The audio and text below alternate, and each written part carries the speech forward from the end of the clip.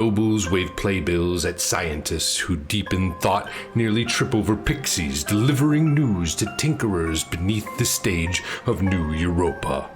Sit back and enjoy the scene as the actors act, the singers sing, and the players play out the adventures of Castle Falkenstein.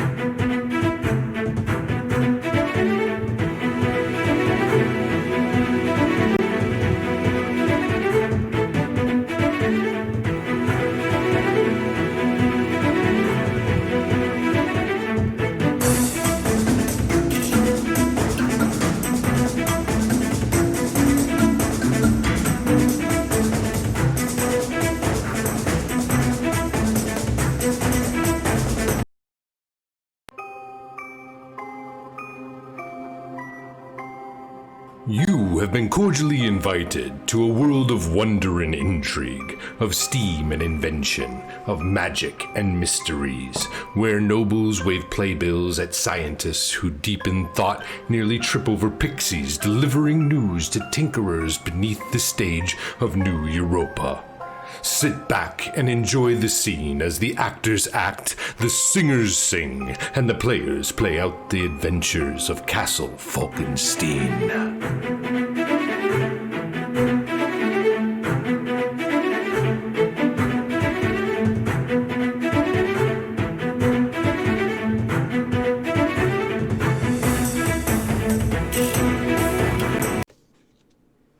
Hello everyone, good evening and welcome to tonight's episode of Castle Falkenstein. I am Simon at Wandering DM and tonight I'll be playing Professor Edwin Thayer, the Professor, as his name implies, and also Gentleman Thief. I have with me a cast of wonderful players, but before we go and introduce them for tonight's game, let's just thank all of our sponsors, beginning with Magen Press. Check them out at store.magenpress.com. They make fantastic homebrew stuff for D&D 5th edition, and you can use code WanderingDM to get 15% off your purchases. Our other sponsor is Found Familiar. They make great coffee. We ordered a bunch of bags from them lately, and we went through them way too fast, so I need to put in another order again. And if you do, remember to use code WanderingDM to get 10% off your purchases. Our other sponsor is Roll20, the platform that we use here on all of our shows on Wandering DM. Check them out at roll20.net. And lastly, through the Diceomancer program is our partners, Level Up Dice. We will have more to say about them at the end of the show tonight. But if you want to check them out and check out their new dice set, click on the purple torch down below. Without further ado, let us go and thank our last sponsor. Thank you, Deirdre. Of course, Art Alsorian Games, the makers of Castle Falkenstein. They are also our sponsor on our Friday show, which will be back next week, Cyberpunk Red. Now, for real, let's go around the table, introduce the cast for tonight. We'll begin with the person right above me on the overlay, go around clockwise as we usually do. Adriana, hi, how are you? Hi, I'm doing good. Like Simon said, I'm Adriana, and tonight I'll be playing Ekaterina von Stein. I'm very excited to have been able to play this game with these people, but I'm a little sad it's the last game. One more. No, Second one more. to last game. Second to last game. My bad. Tonight Still a little is sad. penultimate. Thank you for coming. Next up is Kenny.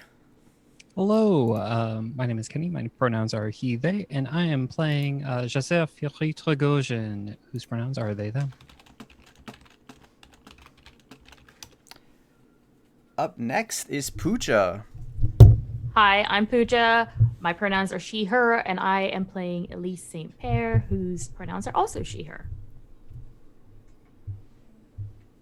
I have been made aware that my mic sounds a little weird. Hello? Do I still sound weird? What if I do this? Do you hear me better now? What is going on?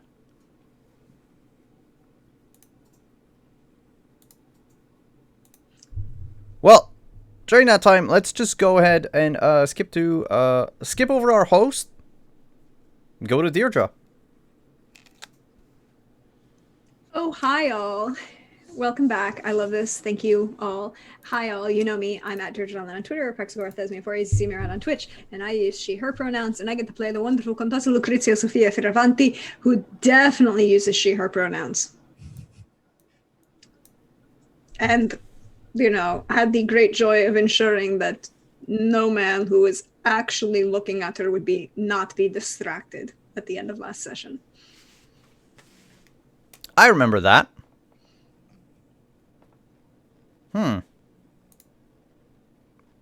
Does this change anything? Sounds slightly better. Sounds slightly better. It's actually my big ass mic that seems to be having trouble. It's richer. Yeah, it sounds bassy, but good. Good bassy. Yeah. Like a what, bassy? Rich bassy. Bass. Oh, okay. You got highs and lows in your voice now. Yeah, you left the trebles behind and you stuck them with the bass. I should definitely have a bassy voice on this microphone. Because otherwise you would hear my whiny, high-pitched regular voice. Hey, Chris, the host! Save me from embarrassing myself online. Too late. But thank you for hosting this show yet again here on Wandering DM. My name is Chris Geary, and I am your illustrious host for the evening. I am going to be, guiding this cast as they choose which direction they wish to go. Last I heard, after the talk finished, the group had the opportunity to meet Ekaterina's mother, who also happened to be the current Rolst von Gribben. So, we now have a choice before us. Do they dine near where the inventor, Cora Eid, is anchored?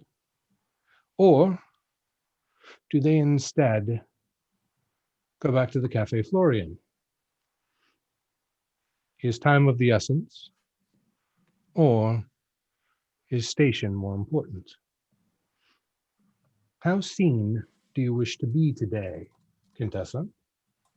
I mean, I kind of default to always wanting to be seen, but I do know that this particular island that's near here is has a beautiful villa and is one of the private islands that has a wonderful restaurant in it.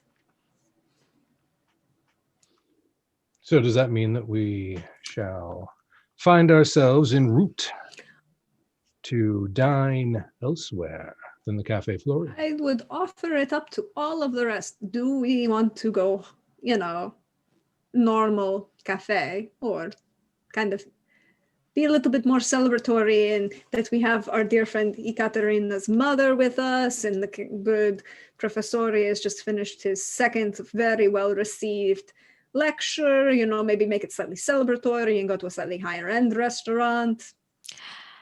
I could do with a good restaurant. Celebratory. I mean, we dressed up for the church. Might as well go to somewhere fancy.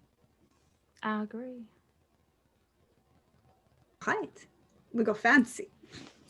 I don't think I have fancy clothes. Well, not that fancy. I have well-dressed clothes. You make your clothes fancy. Oh, thank you, dear. She gets that from me, if you were wondering. No doubt. I'm assuming you're coming with us, Mother. Only if I'm invited, I would not impose. What kind of daughter would I be if I were not to invite my mother out when we're making plans right in front of her?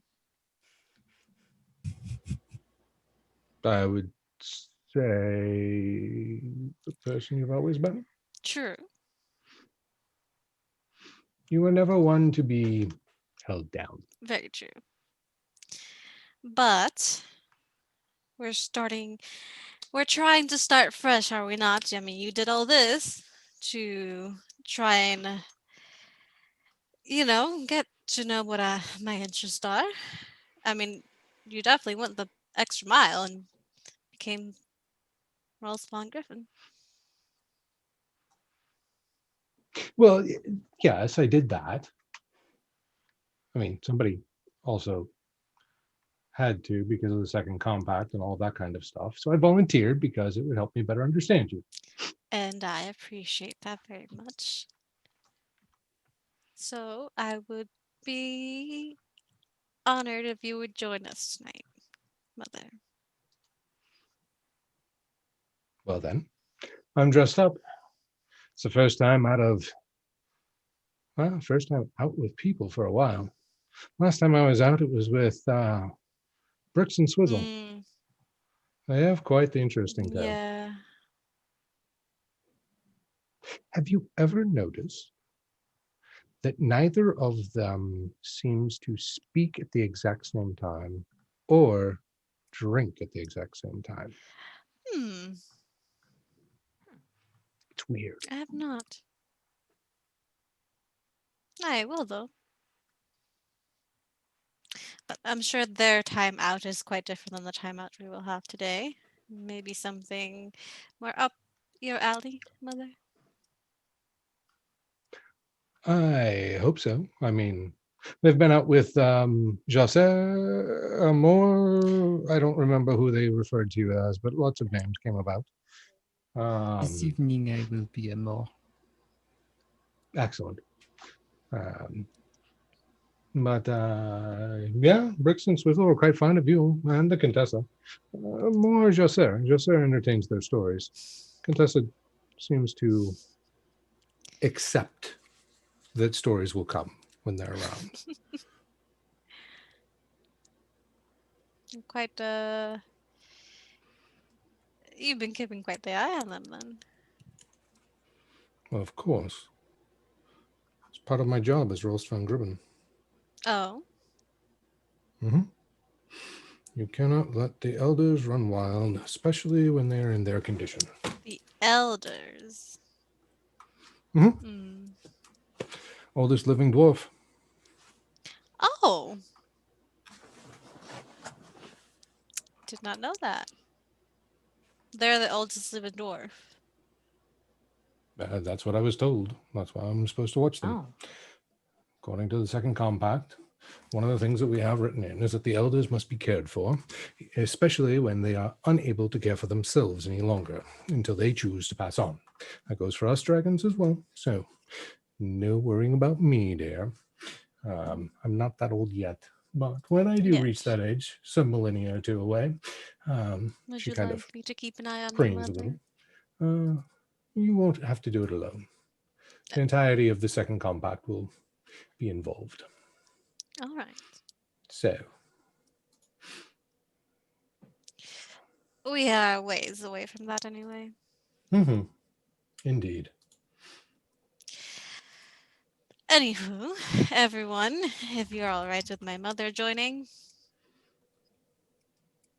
No, it seems perfectly acceptable. Plus, that way your mother can provide the wonderful introduction to her and her friend. Ah, yes, Cora. She's a lovely lass. Or lady. I don't know. She's from somewhere in the British Isles. I get them all mixed up. They're in such close proximity. You fly over one, you end up with the other. True. It's kind of hard to land in the right. Alright. Anywho, oh yes. Also, Professor, my mother did make a good point. Have you tried scrying?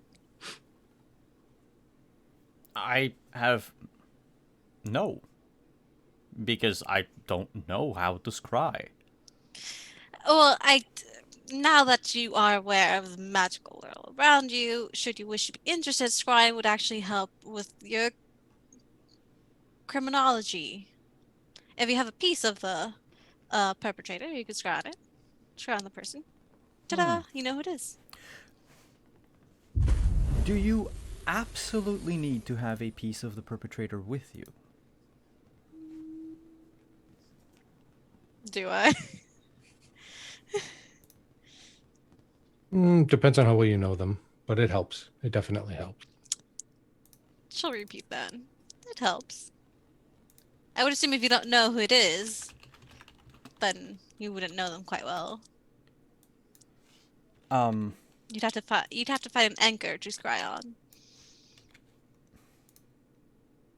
So let's assume for a moment that you do not know at all the identity of someone who entered your abode and stole from you. If they left anything behind, you could scry on them.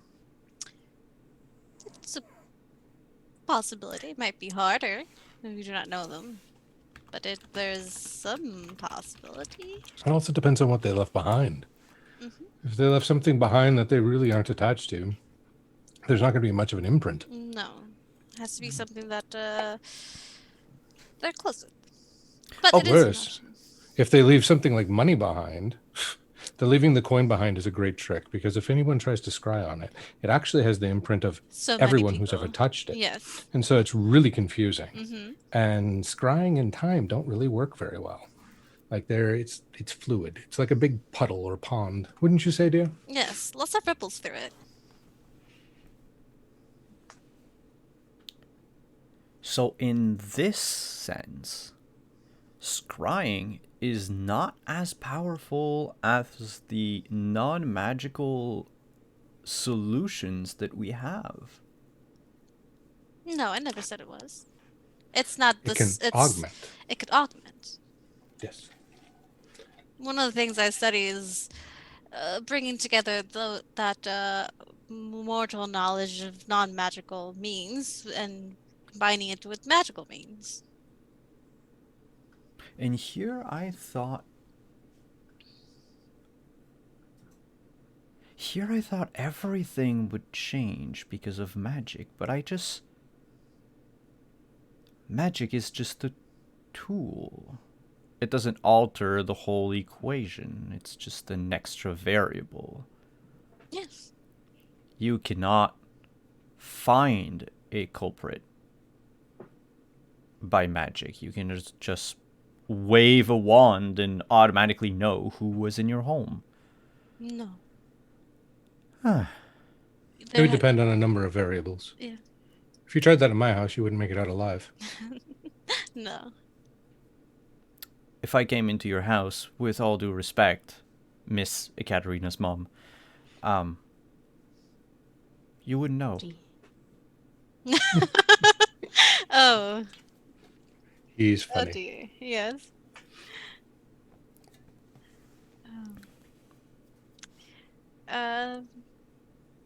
Of course, right, Professor.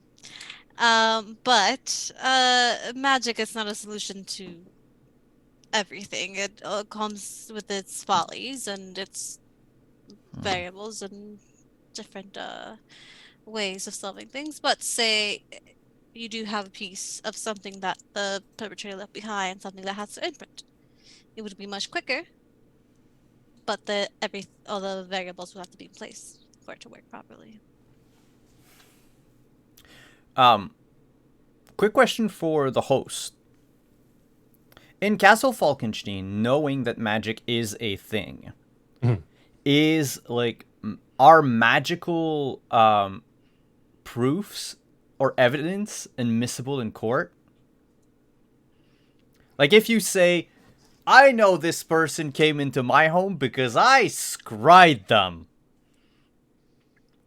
I would assume It would had to be A, described depend on by the court. someone. And B, it would depend on corroboration as well as the veracity of the method, as well as the person.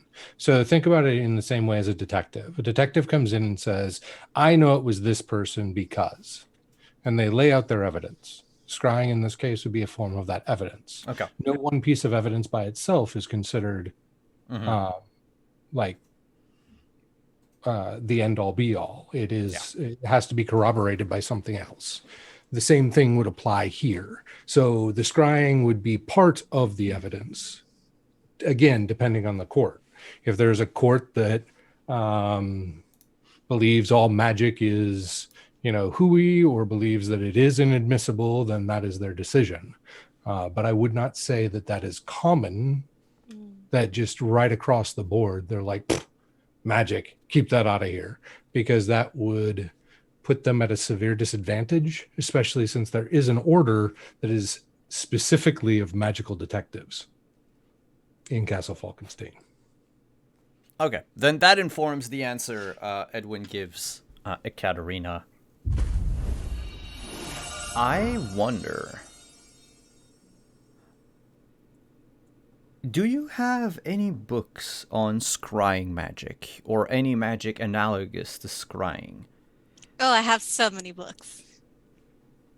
Would you mind if I took a peek through them? You meant here. No, I meant at some point in time. Right now, we kind of have to save Venice from the World Crime League, but... Oh, yes, of course. I don't have it in Venice. I have a whole estate full of books that you could go through. You'll see Misty kind of position herself a little bit between the two of you and kind of look at the professor and go, looking through her books, is that some sort of newfangled euphemism? Are you hitting on my dad? Oh, no. No, Mother, no. Elise just laughs. If anyone were looking through my books like that, be Elise here. Oh, okay. I'm just saying, if he can get into places without people knowing, he's not going to be very satisfying. And she shifts and steps aside. Fair Oh. will Oh, I remember love this. Mommy Dearest so much. Oh, mother, you've gotten ooh, so much funnier. No. I do have an estate full of books. I had to buy a separate estate to transform into an entire library, but I do, Weird flex, but okay. as long as you're with me. It's my hoard. I am quite proud of it. Oh, it's a dragon thing. Yes. Do you sleep on your books? Like on a pile of coins? Why would I do that? It would damage them. Why would you sleep on a pile of coins? That sounds quite uncomfortable. I know, it's just... I Are you feel like stereotyping an... me? Huh? Are you stereotyping me? No. I just realized... Simon just realized that The Hobbit will not be written for another 50 years at this point. So my But it's frame okay, of reference is... But it's okay. Siegfried already exists. But was there a pile of coins? That's the whole point with Siegfried, or Okay. not Siegfried. The dragon in Siegfried in the Ring Cycle is that he it's an example of his greed. He turns into a dragon because of his greed. Yeah, okay. Well, never mind. I just got all my classics mixed up. I mean, mortals write that sort of thing, But it's not true. it's not It's a true for me. metaphor. Yes.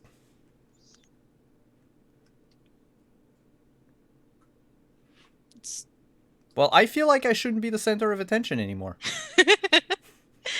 Okay. Well, off to a fancy dinner. Off to fancy dinner. I'm looking forward to it.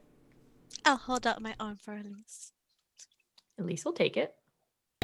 I'll hold out my arm for the Contessa. She will look at you, kind of smirk, glance questioningly at Jasera, is like, and then kind of take your arm. Just so I think you'd more. I think you'd enjoy my mother's company quite a lot. Quite well. And they would enjoy house. And Jessa would hold up their arm. Ah, Misty would gladly take it. You have been quite kind this entire time. Thank you so much. Amal. Oh, thank you. They're a very kind person. Mm-hmm. And as we transition to our next stage, which I believe will be in transit, did you actually have a name for that restaurant or not? I mean, the name of the restaurant as it currently exists, Sure. it's Acquerello. Spell that for me. Acquerello.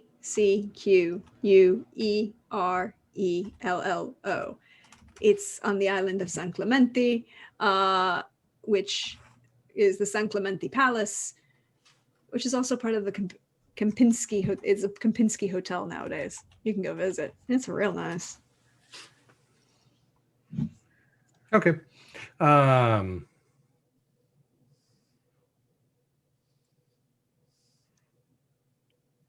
So on that note, we will be in transit. But before we do, let's spin that wheel because we have a revelation. Indeed, bring we about. do. And I am loading the page, which should have been done by the time I ended my sentence. Come on, you can do it.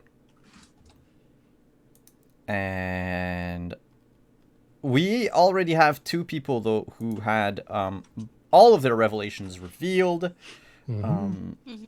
So what I'll do is I'll remove Edwin, and I'll remove Ekaterina from there. So our new wheel should only have 3 sections. And it is spinning, and it didn't update. But Elise is the winner. Elise. Okay. So while we start moving in transit, we will come back to you, give you a little bit of time to think about it. And you can work in some sort of revelation that you wish to share with the audience. As a side note, for the last 2 episodes, due to the gracious generosity of our audience, every player will have a Deuces Wild for before and after the break. Ooh. So instead of 1 per session, you have 1 per half session. So you have a +2, might as well use it, because we are quite flush with 2s today.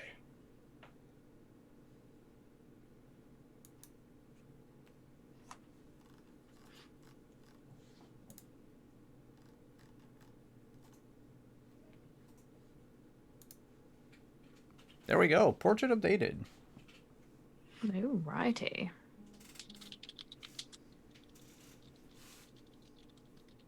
So,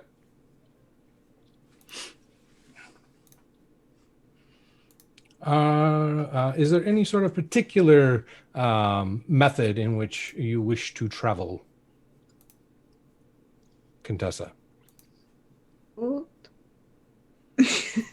Sorry. There's no vaporettos yet, so it'd be a private boat. Officially, maybe a gondola, but maybe a slightly bigger vessel, depending on the number of people we have. I mean, you can fit 7 in a gondola, 7, 8, depending on how it's stacked. But yeah, but it's not close either. A gondola is pushed by pole as well. Yeah, it's it's further out, so it'd be a bigger boat, probably. Okay. So it'll be a private boat that you'll travel by, and we'll say that you've got about, I don't know, it's the actual distance from Venice proper. Trying to see if I can find that. It's in the Venetian Lagoon.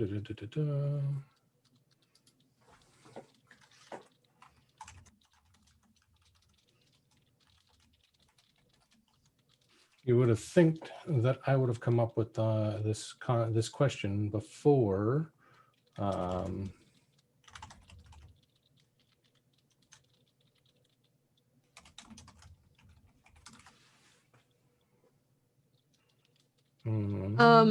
It is 18 minutes from the Piazza San Marco. Okay. By modern travel? By modern travel. Okay. It's yeah,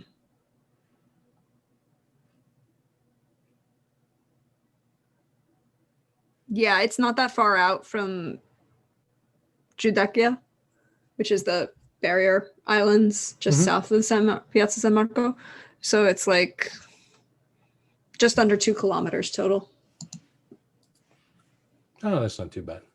So, yeah, right around 20-ish minutes to travel down to a different place in space. Once known as the Gateway to Venice, for those of you playing at home.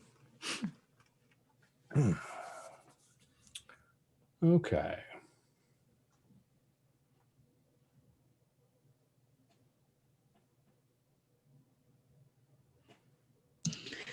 So, and then should take a moment to kind of like scan everyone as we're walking to Piazza San Marco to get the boat and be like, yes, yes, yes, acceptable, yes. Can I help you with anything, Contessa? No, I was just trying to see if we needed to get a couple people, slightly nicer dinner jackets, but I think we'll be okay. But you're with me, it's fine. Everyone. I mean, I'm more than happy to have you dress me up. Really? Yes. Well, we're coming from she'd be like, we're walking. Here. So she just like swing into, stop at one of her very fine, slightly off the rack clothiers and be like, you look okay. We're going to get the good professore, something that doesn't have leather patches on the elbows. I swear it goes with the look. They grow up there once you've reached your 10th year of tenure. That's great, but we're not going to a university. We're going to dinner at the private villa. Well, no longer a private island. Yeah. You want to be more than just a professor of these things. Oh, I see. Not that we don't like how you are. But it's fun to dress up. It is. Unless you are going to give a lecture at dinner. I don't think I would. That is refreshing. Not that your lecture was anything to... man. I understand criminology is not for everyone. And And I do lectures not really are not have the the stage. command. Huh? Said lectures are really not appropriate on at a dinner table. It needs a stage and an proper audience. Yes. And someone who has more of a commanding presence in front of a crowd than myself. I am no actor. I would disagree. Yes. You did quite well.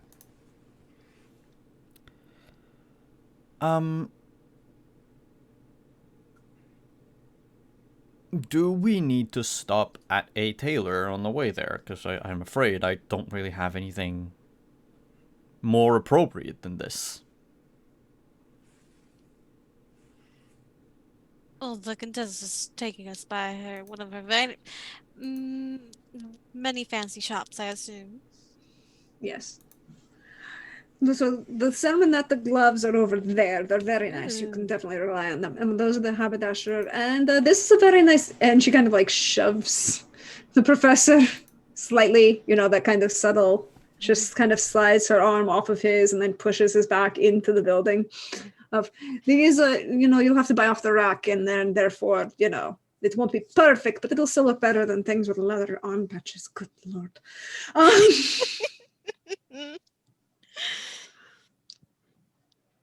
So, It's just that, the type of style I like, and while dresses are lovely, I find skirts quite, they get in the way. you can do a lot in the skirts. They're very useful. And They are, but not not most of the time for what I need. well, whatever you're comfortable with. We wouldn't want anyone to be uncomfortable. At least, do you want a skirt or do you want a suit? A skirt, please. I wouldn't know what to do in a suit. Oh, and you feel a lot, it's less restrictive in a way. But a skirt gives me a personal layer of protection because nobody can get close without being rude or without me knowing.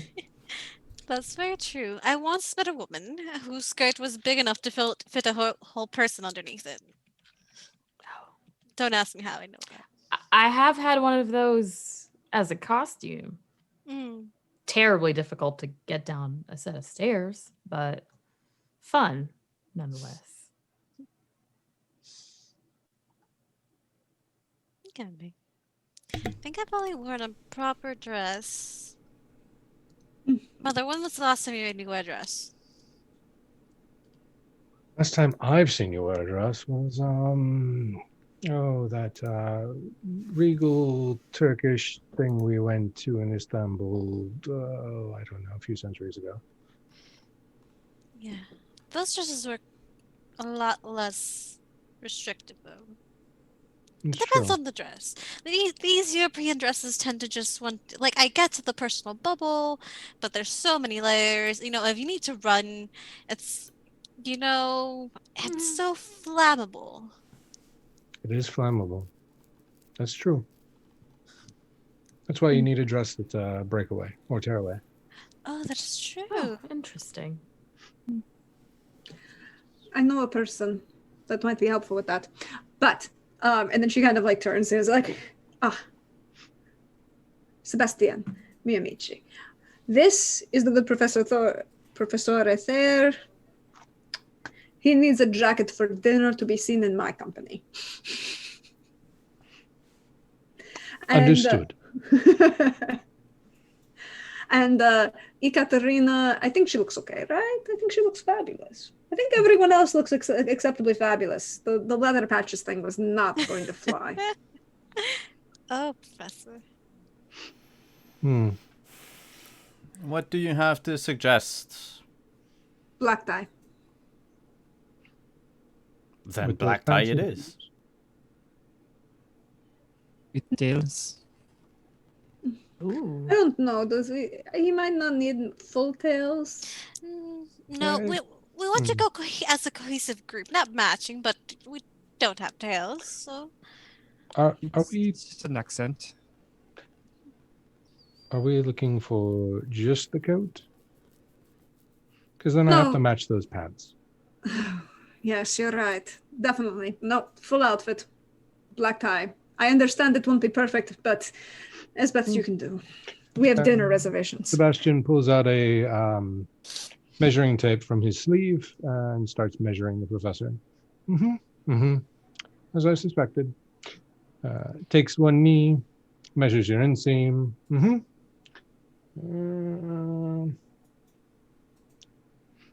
Did you cuff your own pants? Indeed I do. Why? You should see a tailor about that. I last should be longer. paid more as a professor to have a tailor. Tailor's not terribly expensive. To cuff your pants, it wouldn't cost that much. I'm just saying. They'll last longer. You're already getting a little bit of fraying here and there. And he kind of points at two spots. But nonetheless, I will return in a bit. Professor, if you would be so kind, and he points toward a door and says, enter into that dressing room and disrobe. And then Sebastian heads off in another direction. Okay. Always trust the professionals. That's what they're there for. Doesn't take him too long, and he returns. Black tie, and he kind of looked across at what everyone else was wearing, and there is a smoke gray shirt that has a nice like front, a black vest, a burgundy jacket, and with ebony black buttons, and shoes, belt, and black pants with a black on black kind of satin stripe down the outside of them. And he takes them over to the door and knocks on the door. Professor? Yes. The door cracks open and Sebastian's hand enters in with the trousers. I'll take him, put him on. Okay. As you take the trousers, his hand retreats and reappears, this time with a shirt. Same. And as soon as you take the shirt, his hand retreats again and returns this time with the belt and tie. Putting them on. And then I assume the quality of everything is like a lot higher than what I'm used to wearing. Yeah, okay. This is the kind of stuff that you've worn before, maybe for a funeral or a wedding. And then shoes, and then finally, when you are finished, he putting on the shoes, he opens the door and stands between you and the group, gives you a once-over, straightens out a couple things here and there, and hands you the jacket. And he kind of looks you up and down and goes, you're with the Contessa. A short top hat is probably best. There you are. And he hands that to you as well. It's a black hat, short top hat with a burgundy ribbon for a band. Are we matching the pocket square to the band, Sebastian? Of course. See? Fabulous work as always. It's patterned with a fleur-de-lis in black. So it's a burgundy pocket square with a very thin pattern of a fleur-de-lis. Because I recognized a hint of a French accent somewhere. I assume that this has to do with wherever it is you're from. And he tucks in the pocket square.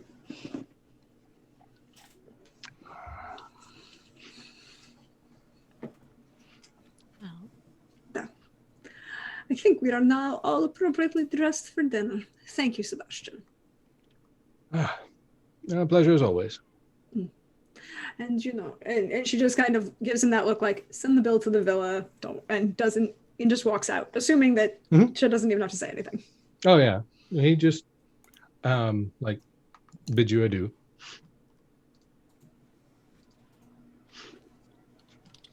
Thank you very much, Contessa. How shall I repay you for this? Should we walk forward and leave you two behind to discuss the repayment? No. We're going. Don't worry, Professor. I'm sure I'll find some way to let you help me repay me for my kindness. But don't worry, not monetarily. And she just kind of looks at...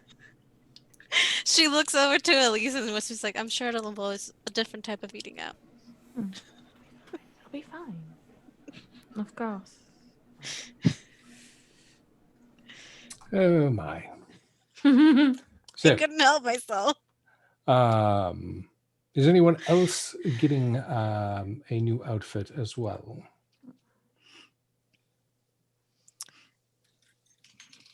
I mean, if Ekaterina wanted one, she would have gotten the suit at Sebastian's.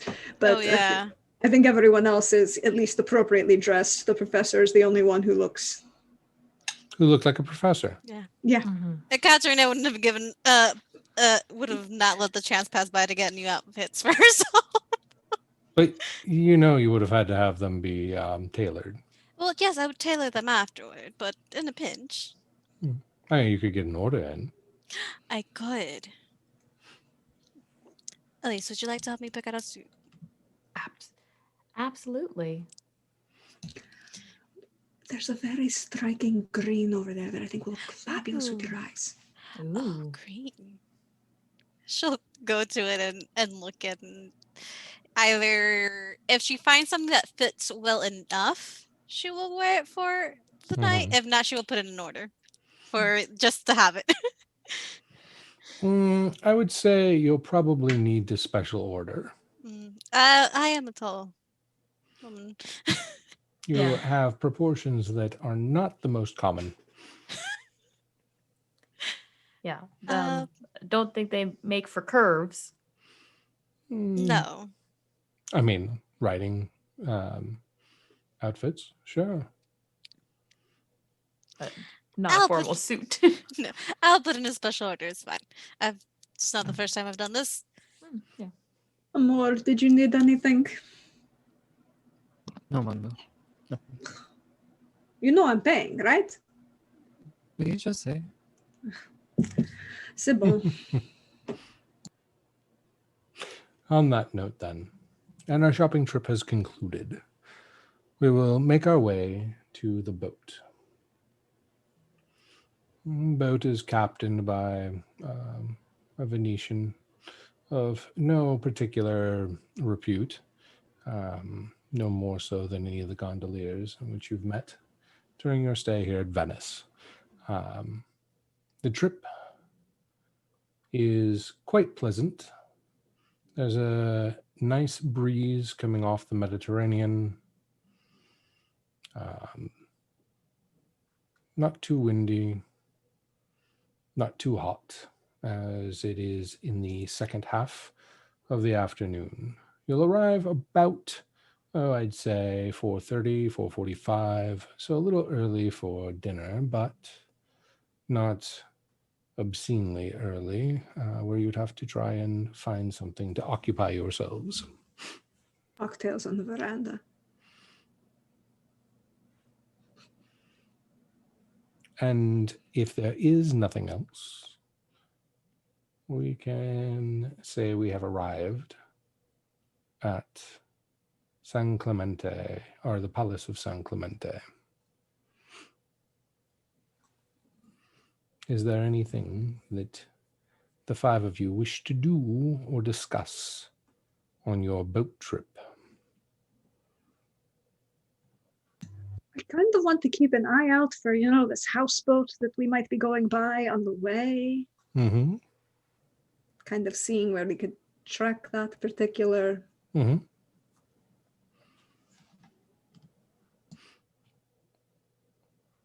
Beyond that, anything? Anyone else? Not on my end. Katarina's just gonna flirt with Elise more. Elise will spend her time between flirting and also listening to whatever Misty has to say, because she's just fascinated with Misty. You'll find Misty particularly quiet, as she is just kind of, her face is into the breeze, and she's just gazing out Okay. onto the water. I think Amor would engage Misty a little bit, and say, "Do you enjoy this solitude?" Solitude is common. All too much. If one cannot be content with solitude, one must shorten their life. But for us, our lives are already so short. And it's important to be content with solitude when it comes. And Amor will heave like the largest sigh. Oh. Are you two all right? Yes. Oh dear. Mother, did you put them in a mood?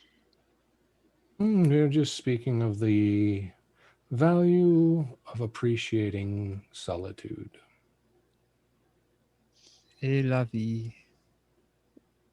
Oh dear. There are times when it comes to us, whether we want it or not, and then there are times which we may depart from it. We must seize those and appreciate them for what they are.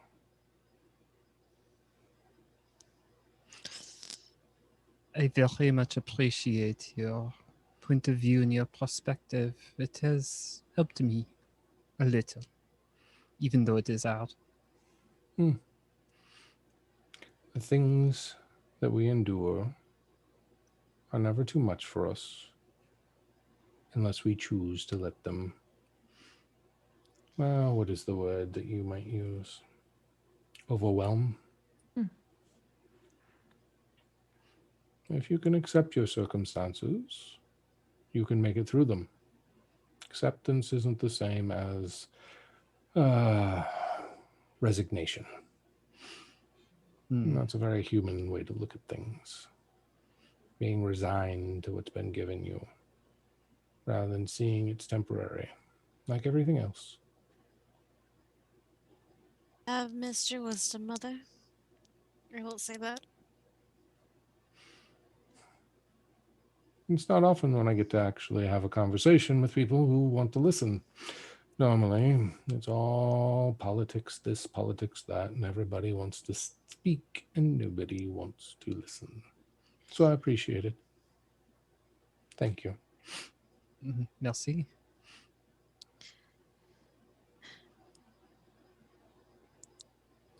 Whenever You'll you notice want that she hasn't turned her face from looking out onto the horizon. Whenever you do wish to speak, Mother, you could always find me. Sure, you can see why I stepped away from that sort of life. Oh, yes. But there are certain obligations. You know, balance of the world and all. The second compact isn't some sort of social club. I know, but It's the should only you? it's the only thing that keeps us all alive. I know, I know. I'm quite aware of that. But should you ever wish to step away from such obligations, Oh, I wish it were so easy, but then I'd have to leave it to him. And we don't want him representing us in most of the meetings. no. Maybe I'll join you in your obligations. Make them a little bit more fun. Well, that would be welcome, and it would definitely cause quite a stir. I would love that. I know. It would make things a little more interesting. Definitely. The Cause a Fey little bit courts of would chaos. be quite intrigued. A little bit of chaos never hurt anybody. Yeah. They are already on edge since I chose to pursue becoming Rost von Gribben. It's Let them not be. every day that an ally seeks out the most deadliest weapon against you. True.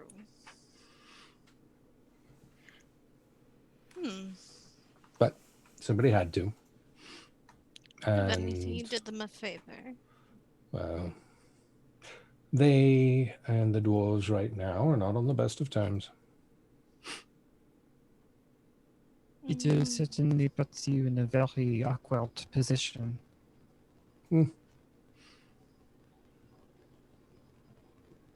It is. But no more awkward than many other positions I've been in my life. So, Mother, did you really put yourself in this position to try and get to understand me better? I volunteered for that, yes. It was either myself or one of the humans. Oh. And the humans would have taken them a lot of preparation with spells and stuff to survive. They're not really fireproof. No. And the dwarves chose to step down.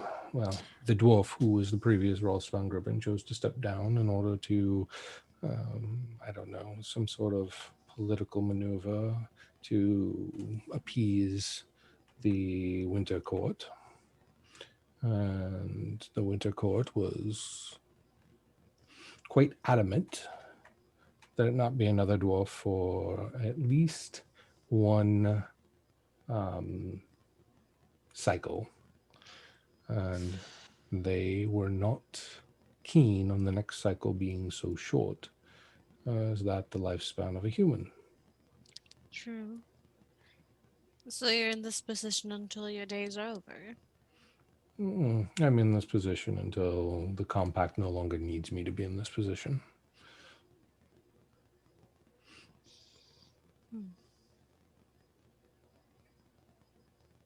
What is this compact? Funny that you ask. She'll turn from the edge of the boat. My dear Professor, have you ever heard of, I guess it's more formal title, the Second Compact? The First Compact has already run its course. Think of it like an alliance of sorts. Between who and who? Ah, that is an important distinction. The Second Compact is specifically inclusive of many in this realm rather than few. It includes our kin. It includes your kin. It includes the Fae and the dwarves. It aligns itself against those that wish to create harm against this world. They are a group within a group, so to speak, an alliance among alliances. We are bound by oath and magic in order to serve one another's best interests when it comes to the greater good. King Ludwig is one of the representatives from New Europa. King Ludwig of Bayern? Yes. Oh. There are a number of others. Let's see. Prince Albert Edward of Wales, Sir Richard Burton, Lord Kelvin, Science Minister Jules Verne.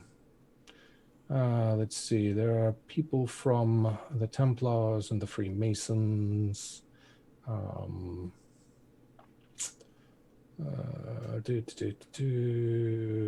Illuminated Brotherhood is usually a part of things.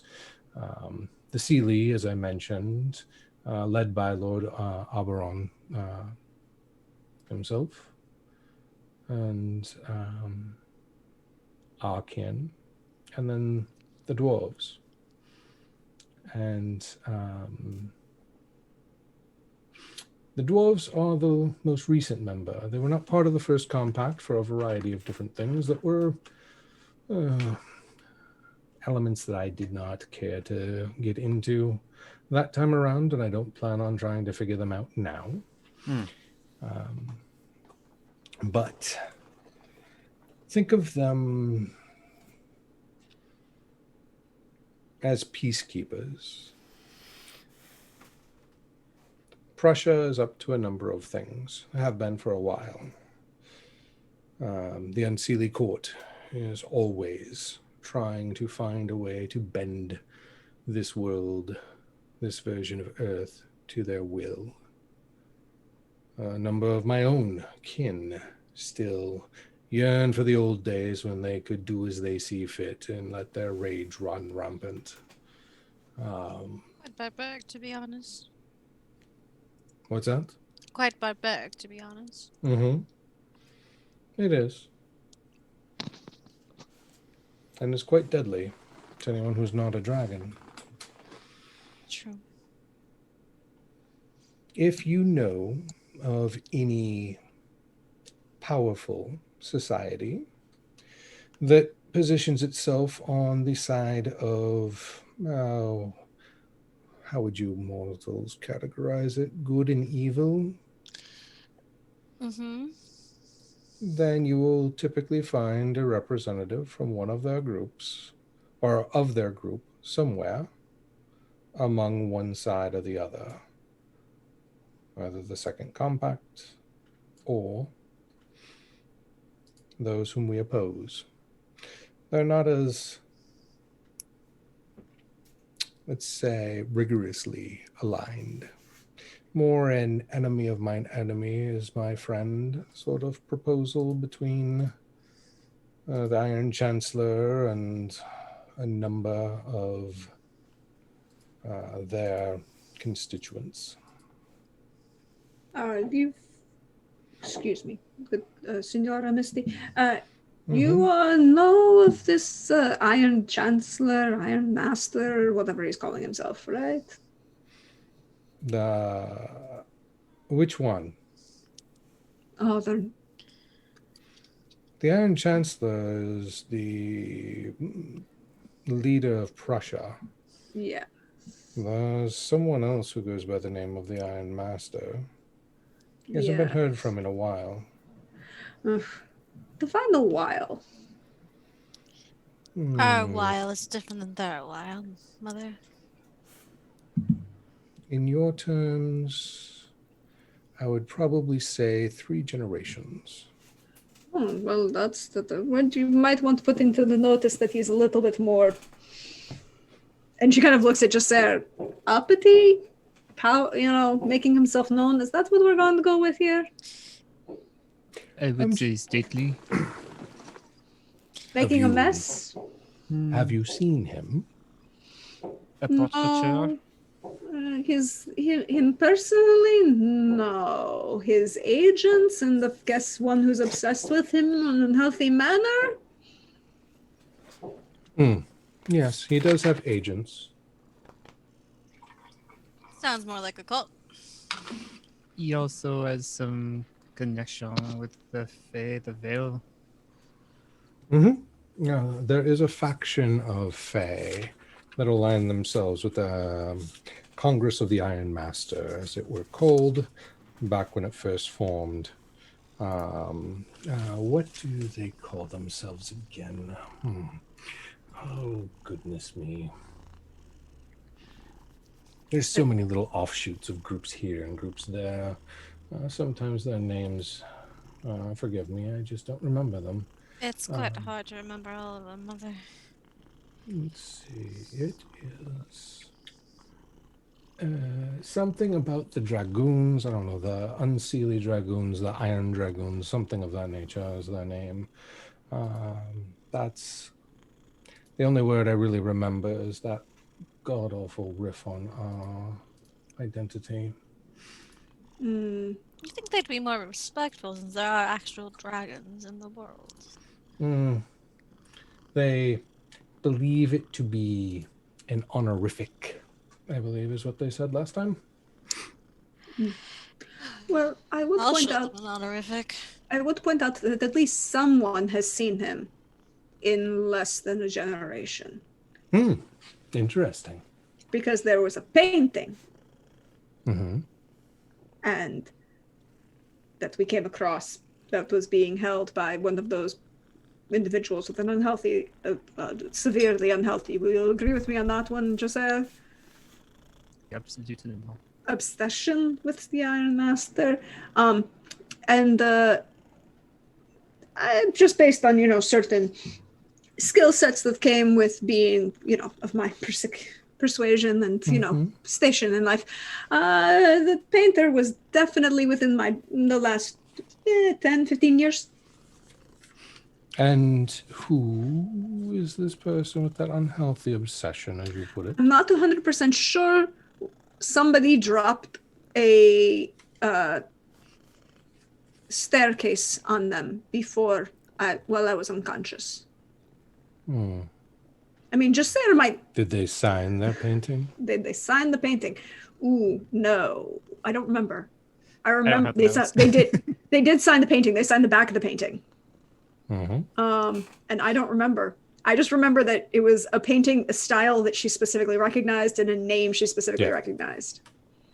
So the artist's name that was on the back of the painting is spelled Ruaque.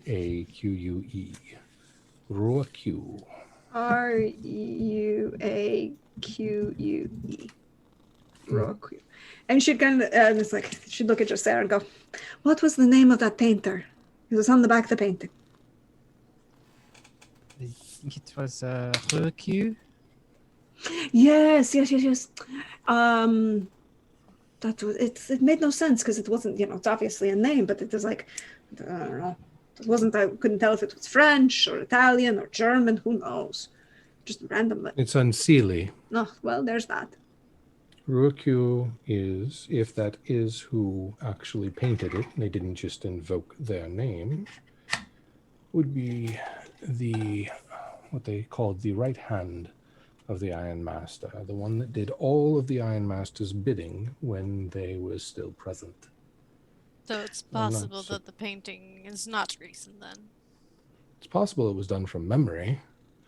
It's possible that it is, if anyone were to know of the Iron Master's actual whereabouts and keep their secret, taking it to the grave as it may be, it would be Ruaque. So was this Ruaque known for changing their face frequently? Whole doppelganger thing? It was kind of creepy. Yes. Or a doppelganger. Feared assassin. Past tense is very useful in this case. That's very familiar. That's something that I can report back as being very, very good. Where did this take place? In a very nice villa outside of Barcelona. I may have to take a trip soon. Or I'll have to send some people to go investigate.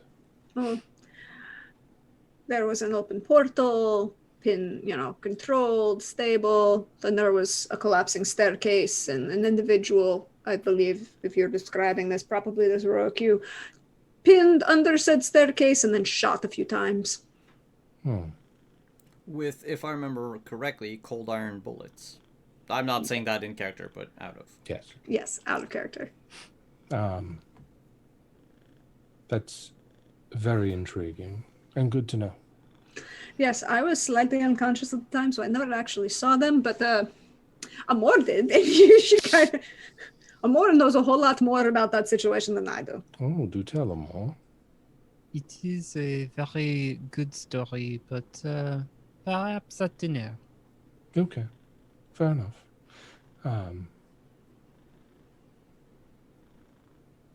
It is good news, though. Last count that I was made aware of, there were at least 100 and some political assassinations that can be directly corroborated and attributed to Rukyu over the last, 500 years.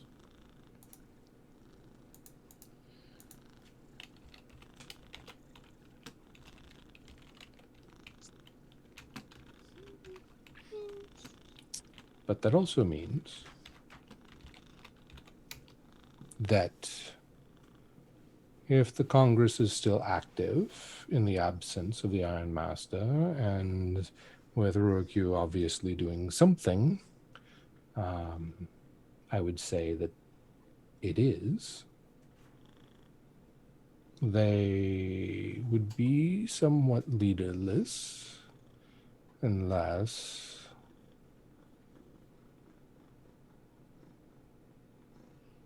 I don't know that that's possible.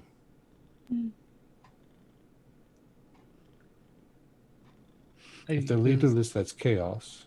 If they're not, and we haven't seen any signs of chaos, that means that someone was able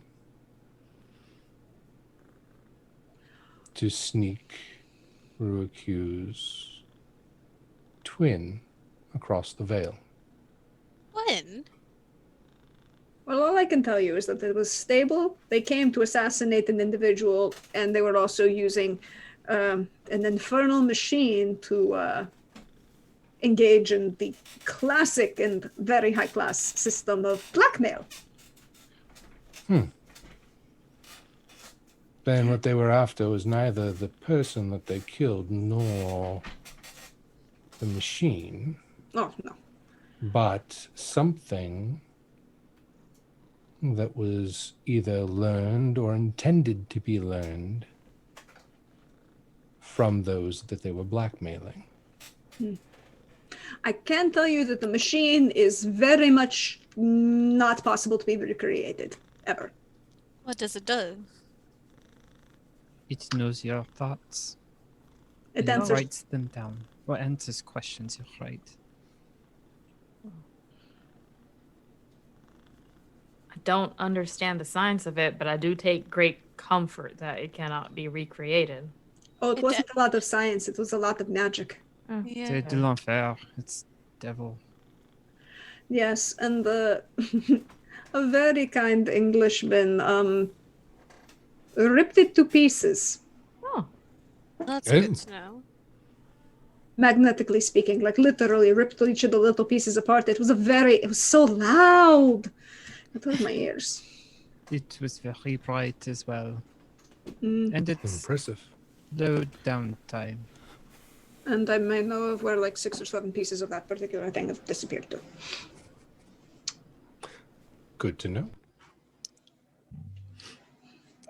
But, there was the plotting and the murder, and then there was kidnapping, and then there was chasing, and then there was more murder. Mm-hmm. And then just there, And she kind of like looks over at them and goes, had a very fun experience that I still want to know so much more about. Through the portal. Oui, c'est vrai. I have some thoughts now that I know that Rocky has a brother. But A twin, a twin. not a brother. Oh, right. A twin. I came out in the forest and it was beautiful. And I met a curious squirrel. And it spoke to me. And I went back, said goodbye to Oberon, and then I left. And I followed my new friend.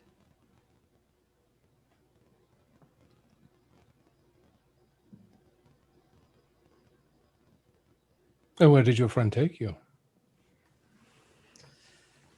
Well, they were very curious and wanted to know who I was, what I could do.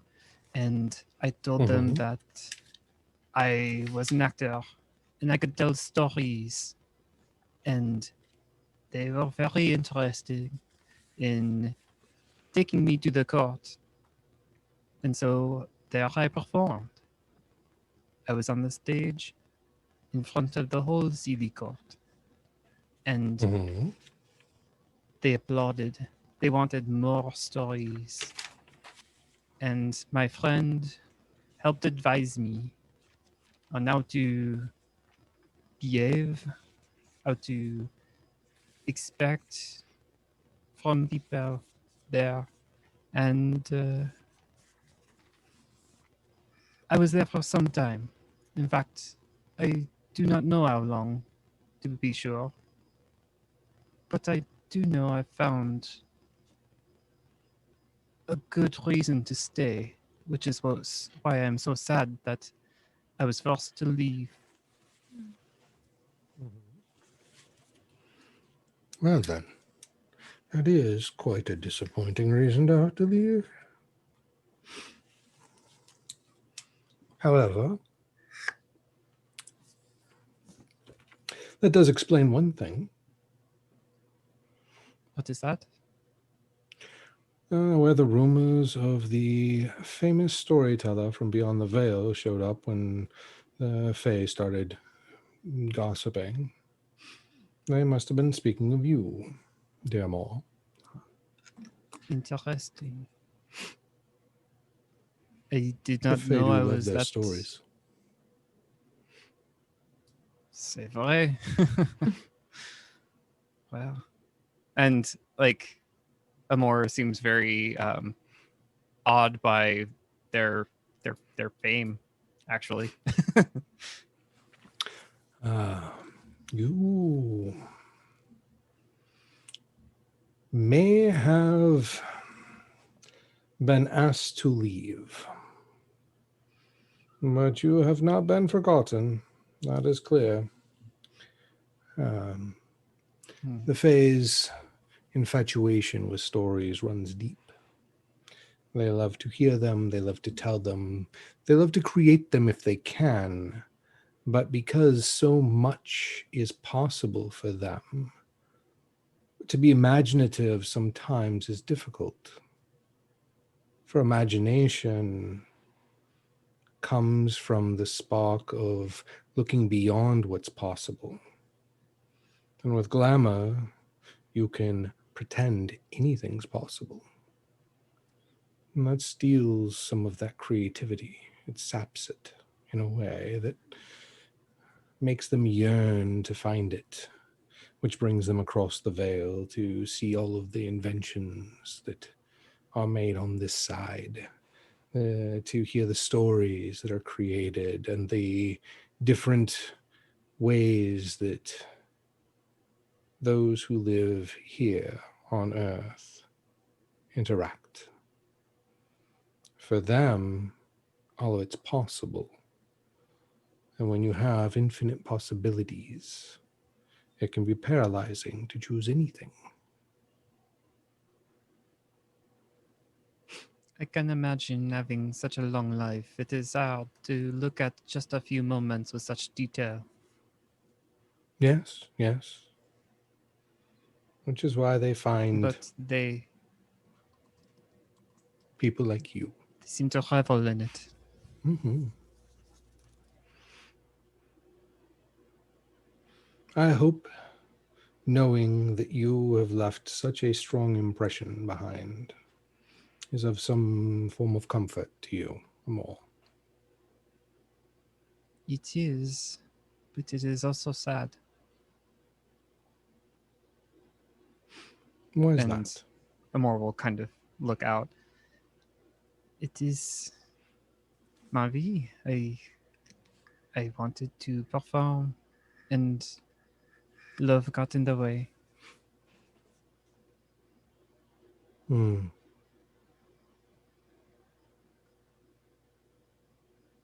Maybe so. You'll need to tell me about it sometime. Maybe after I return from Barcelona. It sounds like a deal.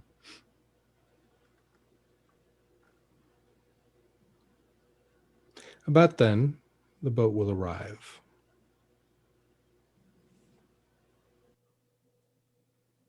Has somebody been following us as we've been, in the water, in this No. boat?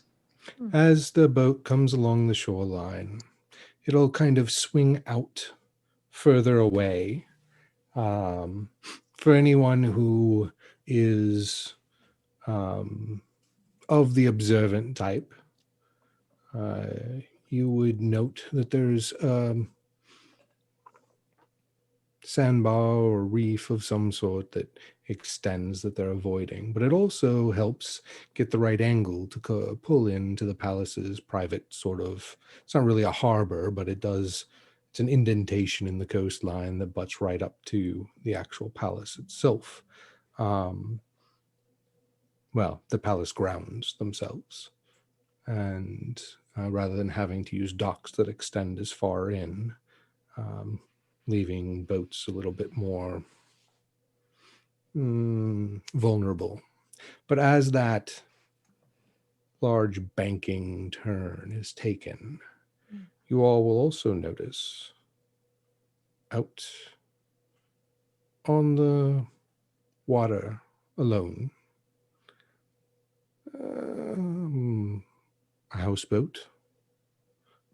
Odd looking, maybe, but that's gotta be it. It's about the length and size of a seafaring sailboat that would have quarters and such for someone to stay in, as well as potentially run themselves. But you see no mast and no sail.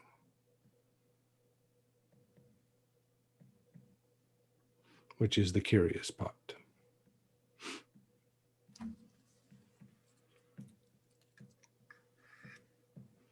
And on that bit of information, we're going to go to our first break, or our break for the evening.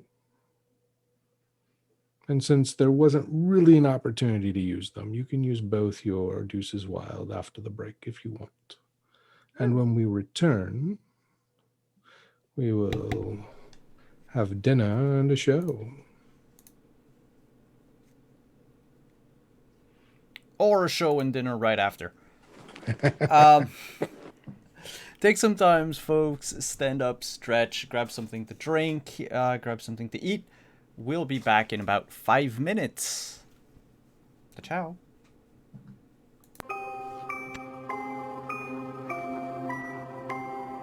You have been cordially invited to a world of wonder and intrigue, of steam and invention, of magic and mysteries, where nobles wave playbills at scientists who deep in thought nearly trip over pixies delivering news to tinkerers beneath the stage of New Europa. Sit back and enjoy the scene as the actors act, the singers sing, and the players play out the adventures of Castle Falkenstein.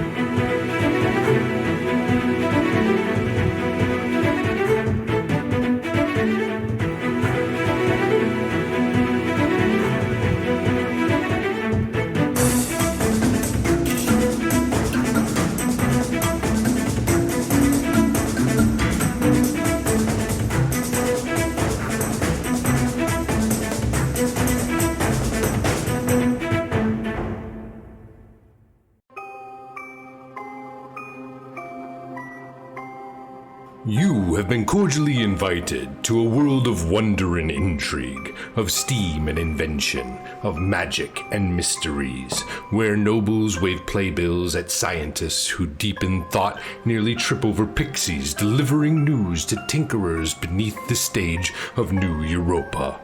Sit back and enjoy the scene as the actors act, the singers sing, and the players play out the adventures of Castle Falkenstein.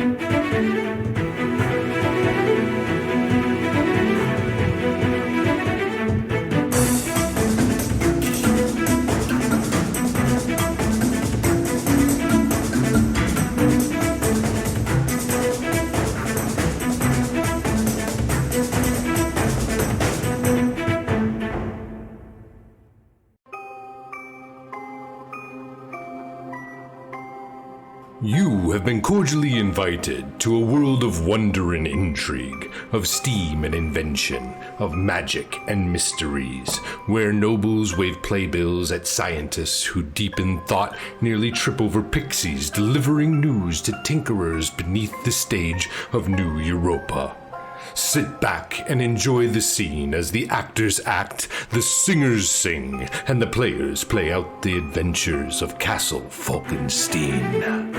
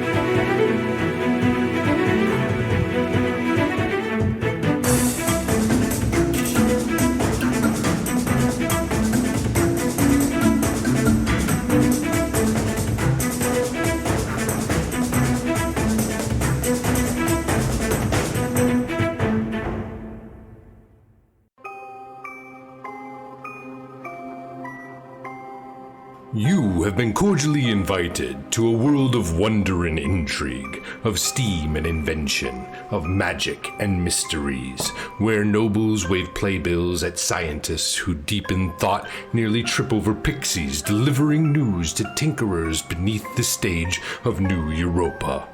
Sit back and enjoy the scene as the actors act, the singers sing, and the players play out the adventures of Castle Falkenstein.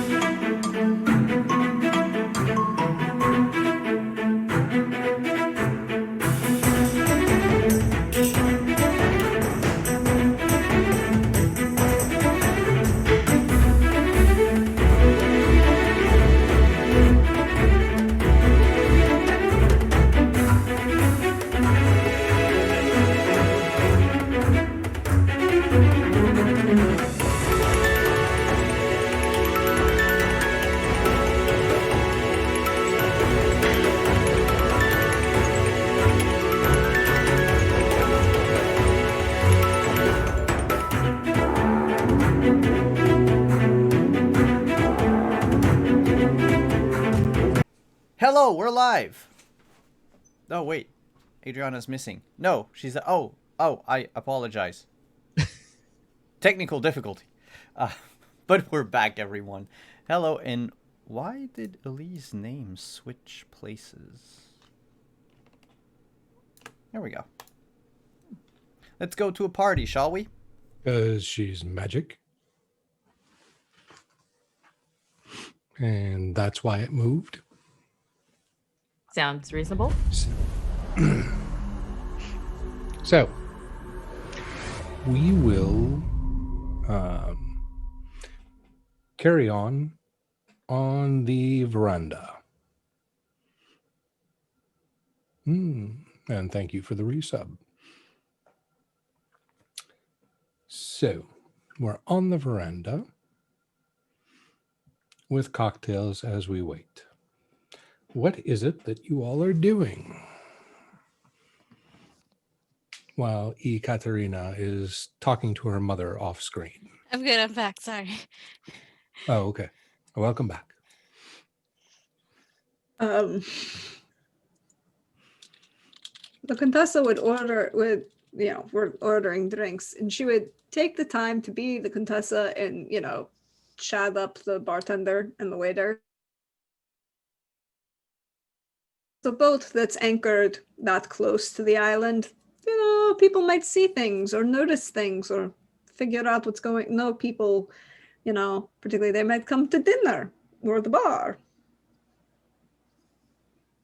Yes, they may indeed.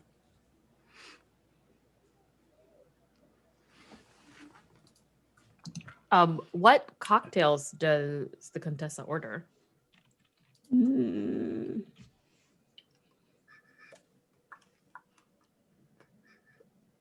I want one, but it hasn't been invented yet. I was like, I don't know what's I mean, what like, I would really want a Bellini, but technically it won't be invented for another 30 years. You can invent it. Technically, Harry's Bar in Venice invents it, but a Bellini sounds wonderful at the moment. It can be an alternate reality Bellini, right? Yes. White peach. What did we say? We're at the end of summer, right? Yeah. White peach Bellini. Ooh, yeah. Maybe it's just not called a Bellini yet. Okay, that's fair. Yeah. White peach puree and nectar mixed with prosecco. Oh, yes. I just want that. Would anyone else care for one? Of course, yes. Elise is like, I don't care, please, of course. And then, but she would be chatting up the bartender and the wait staff, getting as much information as possible.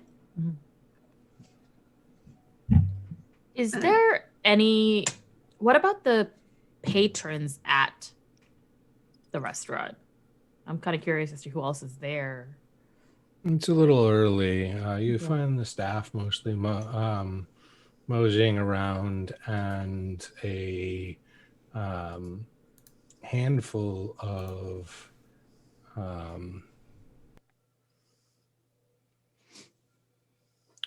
I would say locals looking at the boat.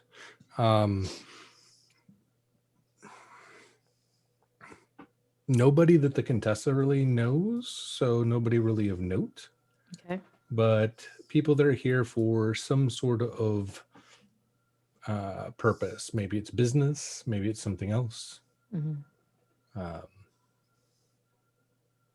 Okay. Well, then Elise will just be with the Contessa and kind of Okay. listen in on the conversations. And if it's in Italian, she'll practice her Italian. I think she would. Okay. Would be assuming that the staff are all locals. What language do we as a group talk in? You mean in or out game? In game. I hope we talk in some semblance of English out of game. That's the rumor. My knee-jerk reaction was to say common, so That's what I was thinking. I was like, Yeah. what's our common? Like, is it a different language, or are we talking in Italian? We've I all think- been talking in different languages and never Yeah. understanding each other the whole Yeah. game. I think it would have to be English. I don't know. I mean, like, Yeah. what does the professor speak? He said he doesn't speak Italian, right? No, Speaks French, only though. very little Italian. He speaks English, French, and I think there was a third one because my education is good. Yeah, there should be at least a third one, as well as knowing the basics of Latin and Greek. Yeah. So I'll say because I'm from Canada. We really don't really have a third language that's really spoken in that time Would- period. Would any of the indigenous dialects work for you? Because technically, Yeah, the- but he wouldn't have learned them. Like Simon as a person would love to, but Edwin, there's not a market of breaking and entering and criminology to be had Yeah. with the indigenous nations at the time. well, yeah, mostly because they have a giant mystical barrier to prevent people from crossing the Mississippi. Maybe German, just because of world powers. I think German would make sense. Mm-hmm. Because I was also thinking of who in the field of criminology was the leading, but then again it comes down to France and Great Britain. So Yeah. So I think we're yeah, we'll go with German. Sure. And So then then- Elise is English, French, and Italian because America and opera. Mm-hmm. So our options are basically like English and French. Yeah. Jacers is French, Spanish, and English as well? I believe so. Because I know it's French and Spanish. Yeah. I'm going to write in English. There you go. Um, We know Ekaterina speaks Italian and German and English and French. mhm. Because my education is good, but I don't know how you would want to play that roleplay wise because she's so old. Mm-hmm. Really I'd be depends surprised on if which she one didn't she speak, like, chooses to Turkish. keep around. What was that? It depends on which one she wants to keep around, which languages she wishes to hold on to. Yeah, It's I will more stick with kind of those like that. four. Because it'd be, German, English, French, and Italian. Especially with the name like von Stein, I figured. Yeah. that German. Yeah, well, because she kinda has was to play a last in role that. Munich, so that's. Mhm. So are we French or English? A little bit of both. I mean, Well- probably. It would be the French is the diplomatic language of the time, so the assumption is that everyone of a certain standing would be speaking French. But I can also see it being like a true multilingual conversation where, if it's necessary, we would just be like, "And this is the word I'm looking for."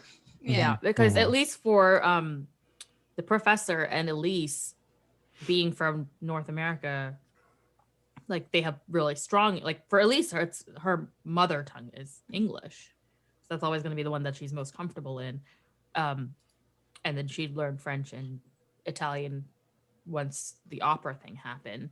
But I think that ultimately I see maybe French being the base, and they, like you said, supplement with Italian. Oh, sorry, with English. English as necessary.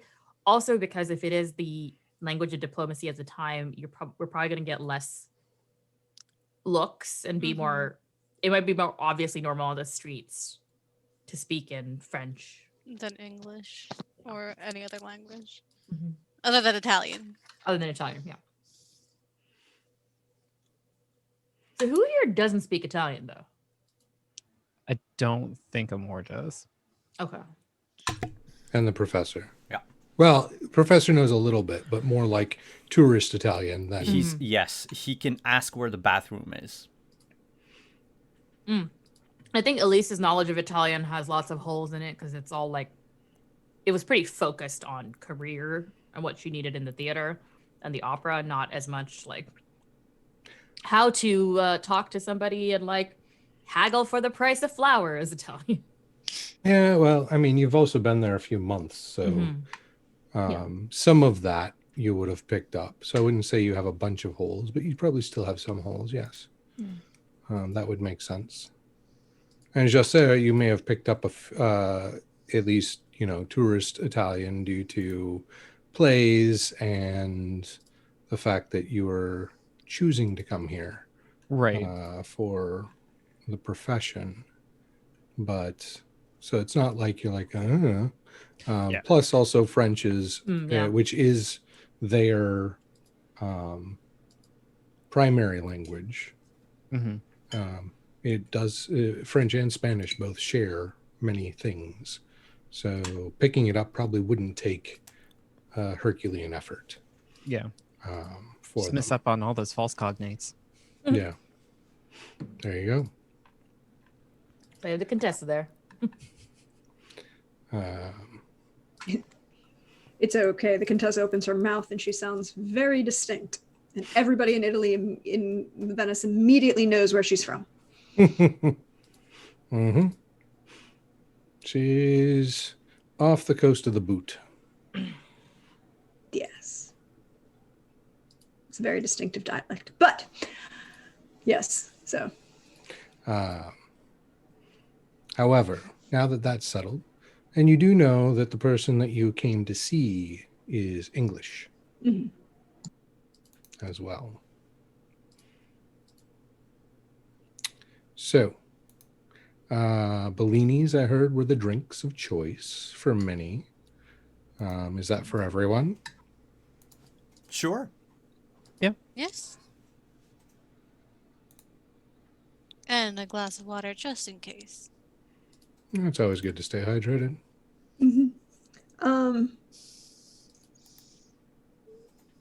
Chris, is it social graces to, manipulate the wait staff? Depends on what kind of manipulation you're going for. Well, chatting them up, but also doing that kind of retail level of chatting up, but also so complimenting them on their work, remembering their names, paying attention to all of these things. And Absolutely, social graces. Cool. So I'm going to use one of those 2+2s and play a debt. Okay. With the intent of what?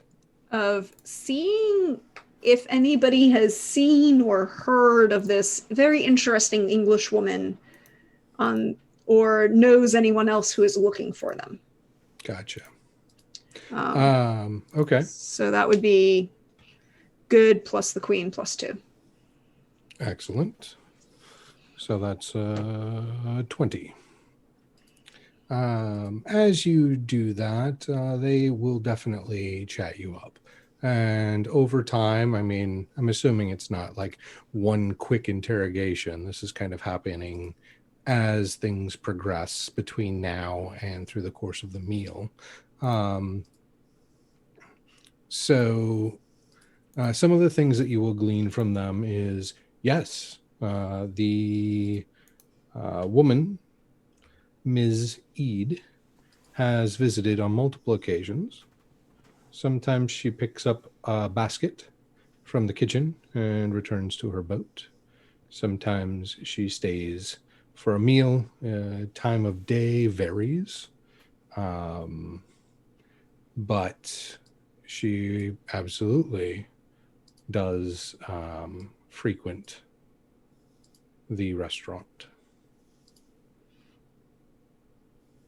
That's the first thing that you will glean. The first person that you chat up doesn't know anything about anyone looking for her or asking for her. That they make the assumption, whether you intended to or not, that it would be someone on, like odd or out of the ordinary. And they're like, no, not that I know of. So that's kind of where that part is during drinks. But I'll continue to kind of layer in details as we go through the different parts of your time in the restaurant. Fair enough? Totally fair. What else are people going to talk about, do or potentially explore while you are waiting for a table? Anyone here would... Hello? Elise would like to go also like kind of just have a walk around the area and appreciate the stunning views Okay. with her drink. Okay. Beautiful. What's the weather like? I'm assuming it's a beautiful day. I don't know why I am. Yeah, it's a would be. beautiful evening. There's a cool breeze coming off, well, a warm breeze coming off the Mediterranean, but because the air is moving, it's very pleasant. The sun is low in the west. It is not necessarily setting yet, but it is low in the west as you are coming upon right around 5 p.m. And it is going to make its way to dusk not too far from now. Probably by the time you finish eating, you imagine it'll probably be dark, or, that twilight time. The views are stunning. And you can see quite a lot just from the veranda as it wraps around the restaurant itself without even having to leave the veranda and walk the grounds. Do you wish to walk the grounds, or do you wish to just kind of take in the bits that you can see from the restaurant itself? Elise would want to walk the grounds. Okay. As you disembark from the veranda to kind of walk the grounds a bit, you will notice there are a number of workers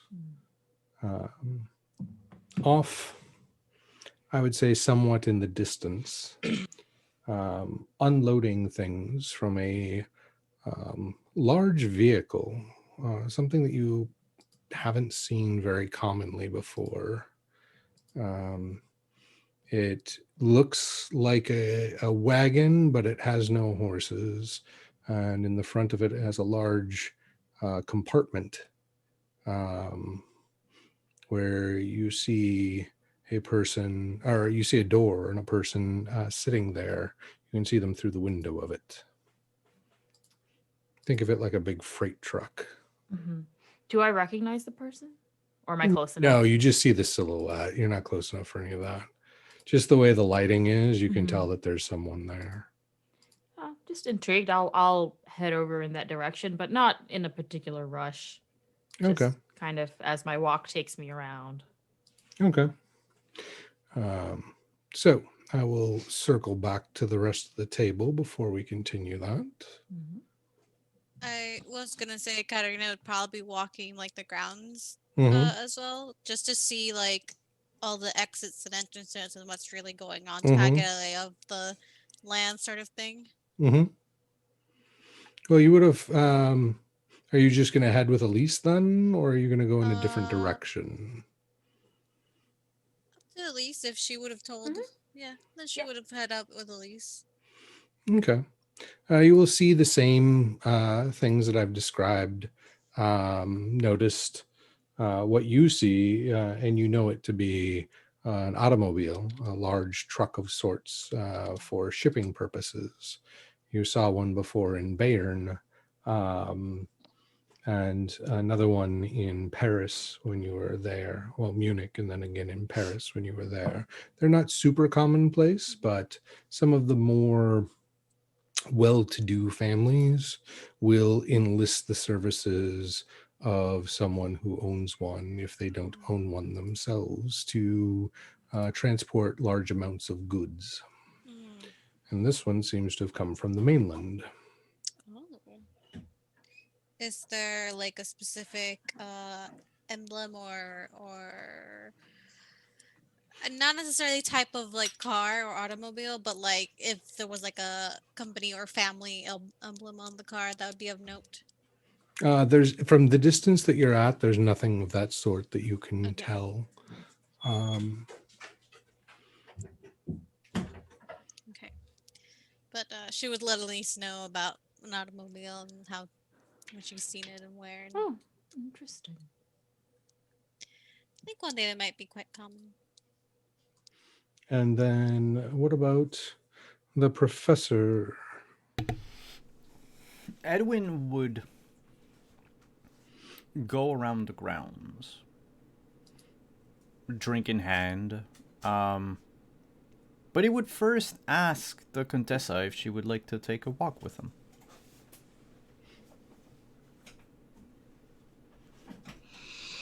And she'd kind of like look you evaluate it, and why not? I could use a stroll before then.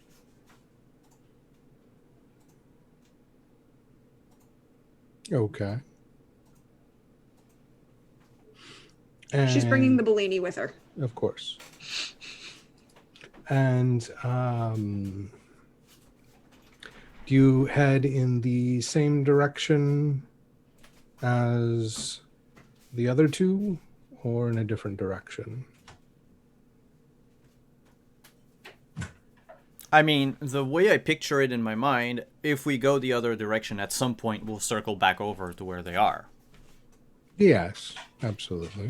Okay. Let me roll for it.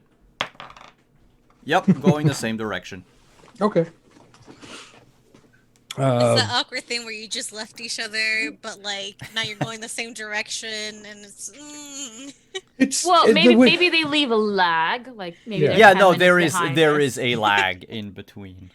And there's, the way the veranda is set up, that's the most intuitive way to exit onto the grounds. Mhm. So I can see how that might happen. What about Amor?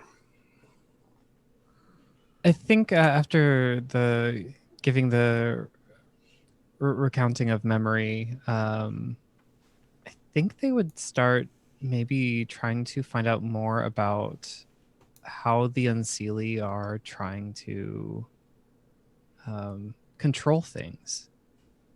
Okay. And I guess watching people leave the area, Amor will look down, offer their arm, and say, "I suppose it is a good time for a stroll." If you wish. Are you flirting with my mom? I'm entertaining your mom.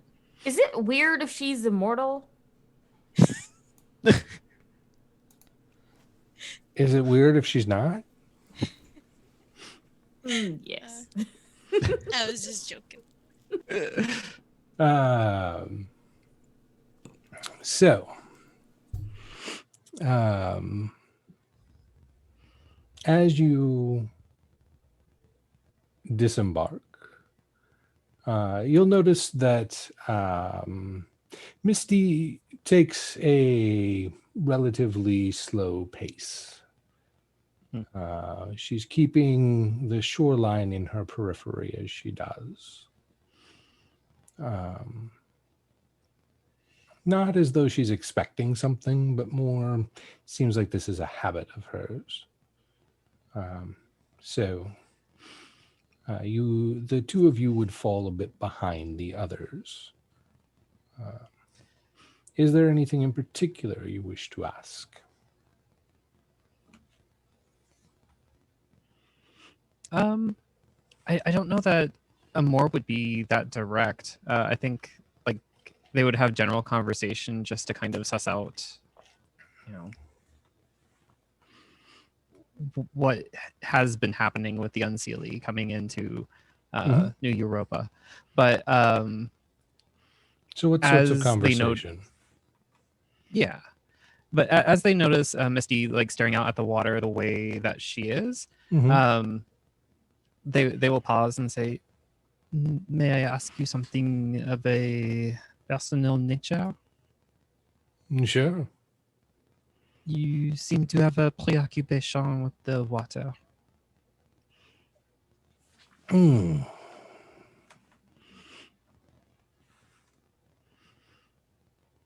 She looks out over the coast, looks back towards you. Her glasses, much like her daughter's, kind of looks over them at you and says, "It's less about the water, more about the horizon. Mm. It's Does a it big call world. to you? Sometimes more than others." I can relate at times, but I cannot imagine the vantage that you have. The more you see, sometimes the less you notice. And Amor will nod. They won't hurry. Like they'll take their time with the conversation and the walk. I think they will try to steer the conversation towards how the Fae are entering New Europa, but not ask for, again, specifics. Any particular sort of way that you wish to broach that subject? I think as they are the topic of the conversation, they would say, but wouldn't have any person noticed these Fae coming into the realm? It must have been obvious somewhere.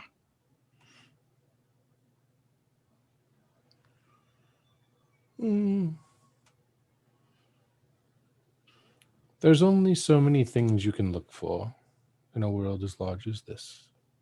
There are only so many places you can watch. And even if you do have people watching everywhere, you cannot stay connected to everyone every moment of every day. No plan is foolproof. No security measure impenetrable. Your dear professor would very adequately be able to discuss the ins and outs of how that may work. But the Fae, in particular, can take many forms. Some more than others. But all of them know bits of glamour. It's how they created their world inside the veil.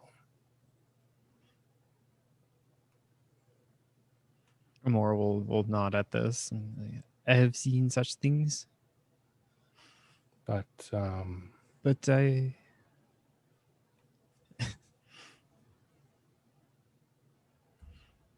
will take your message to heart.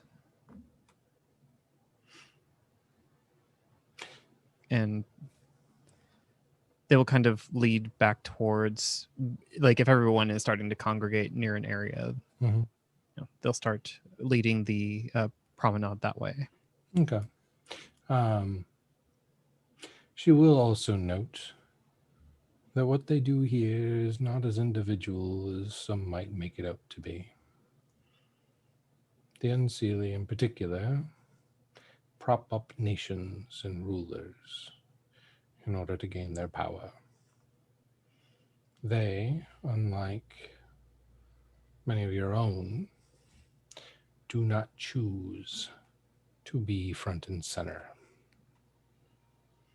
They will not fight for succession. No, they will fight to control whoever succeeds. So they go more unnoticed than you might think.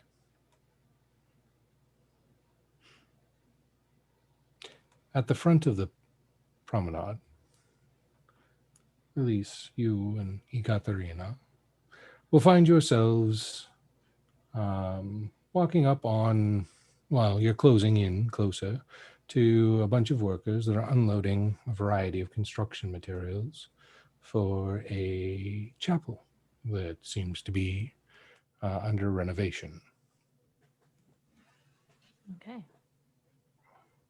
Are we close enough to the car to see the person inside?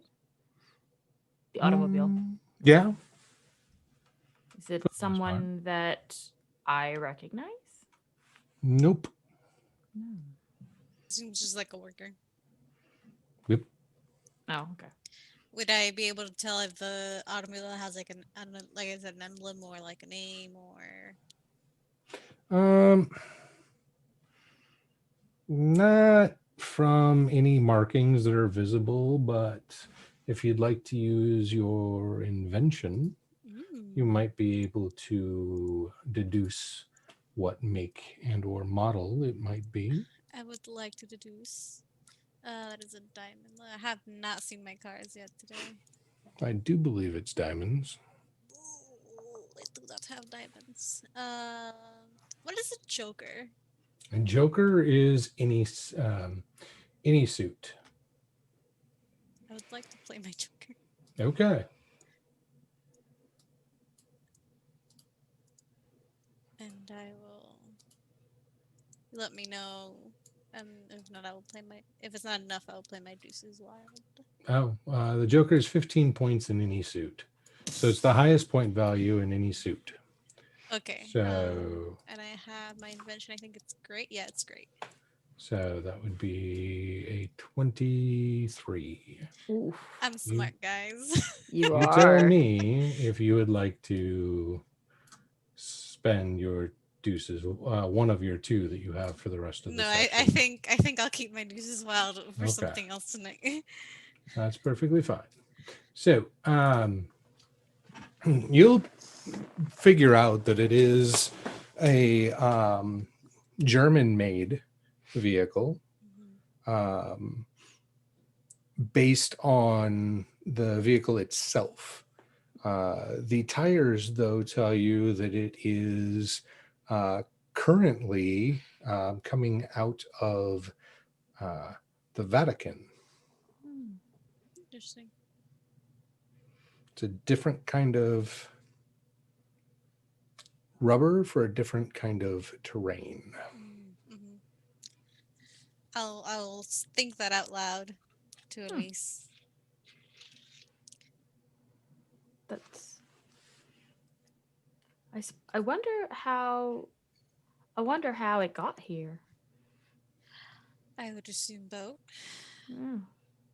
Boat big enough to carry an automobile. So it essentially just came from the dock to the restaurant. It's interesting. Well, I've heard of automobiles. Didn't really consider it as being common to just restaurants, you know? I thought they were privately owned, generally speaking, or by the military, perhaps. Automobiles. Well, if you're of high enough class, you could have one or rent out somebody's service who do have own an automobile. I wonder if this automobile belongs to the Pope or something. It's possible. Would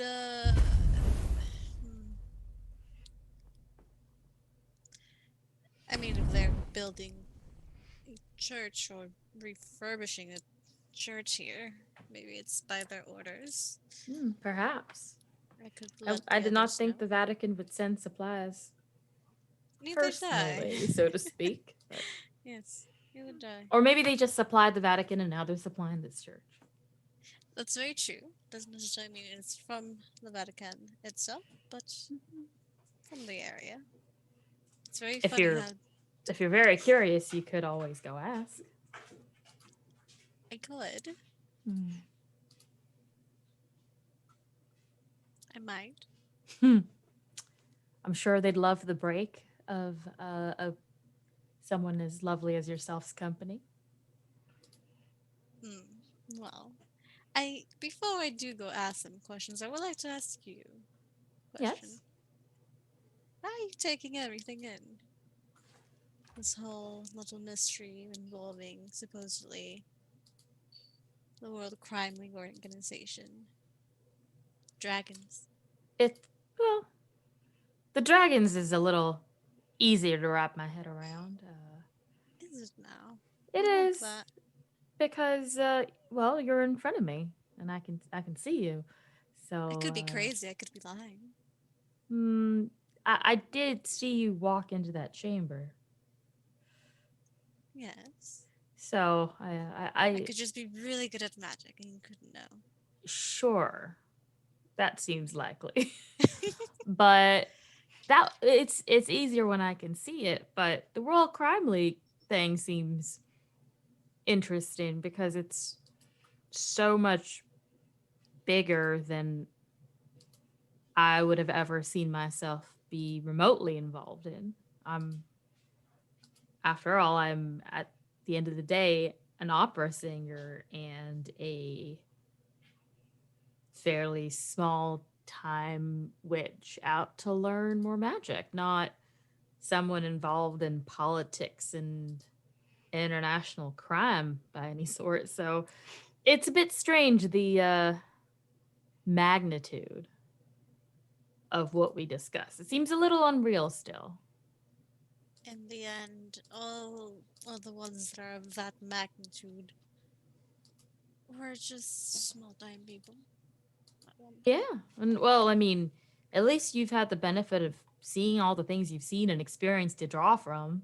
So it makes sense that you would somehow be involved, especially with your inventions and everything else you have to offer.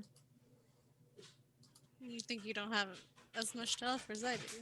That's When it not comes true, to dear. solving crime, it seems like I'm more of I was at the right place at the right time, perhaps? Not that I mind, it's just interesting to think about. It is. Mhm. But maybe it's something that was meant to happen. I mean, you were Yeah. sent out to explore more, explore the world, other magics. Exactly. I mean, I think it might just be at a grander scale than I could have imagined. True. And that's okay. I think it's more than okay. Yes. She'll give her a kiss on the cheek Oh. and then head over to the workers with her.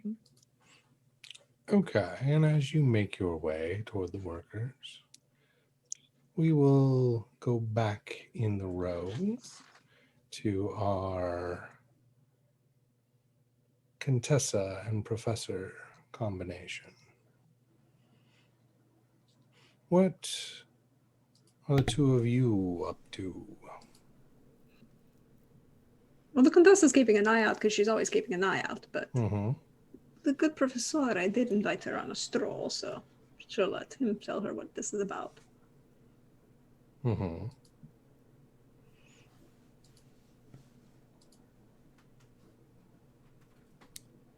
So it seems, Contessa, that you are in this... that you've been in this game for longer than I have. Which game are we talking about?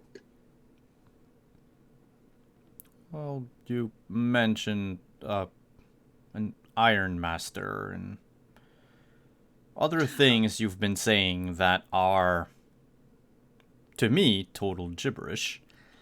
But I assume they're part of your prior experiences with either the World Crime League or this second compact that Misty was talking about. Both. Well, the World Crime League thinks it's important and therefore occasionally gets involved in certain things. And then, of course, apparently the World Crime League is also being bolstered by the Prussians, and the Prussians are being bolstered by the Unseelie, and the Second Compact was created to try and mitigate the powers and, oppose the Unseelie's interference in political matters.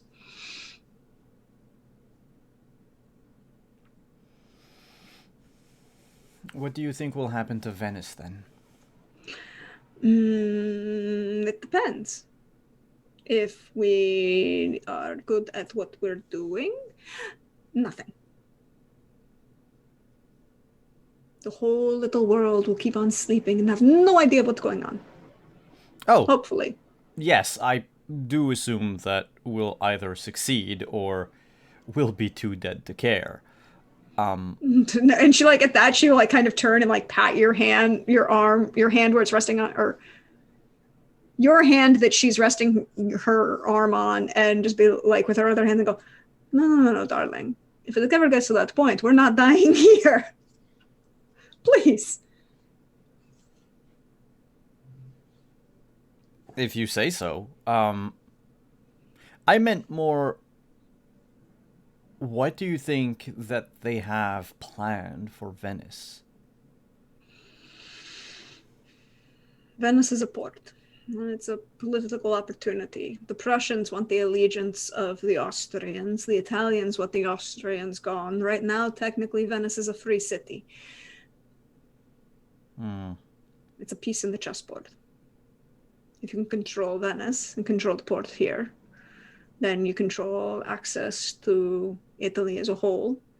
If the Prussians want the alliance with the Austrians, then they might let the Austrians take Italy. You might have the World Crime League just destabilizing political treaties and everything as it currently exists because this is their advantage. And the Ancili are manipulating everything behind the scenes because they believe that this is to their advantage. It still bugs me, though, that this World Crime League that is so intent on sowing chaos or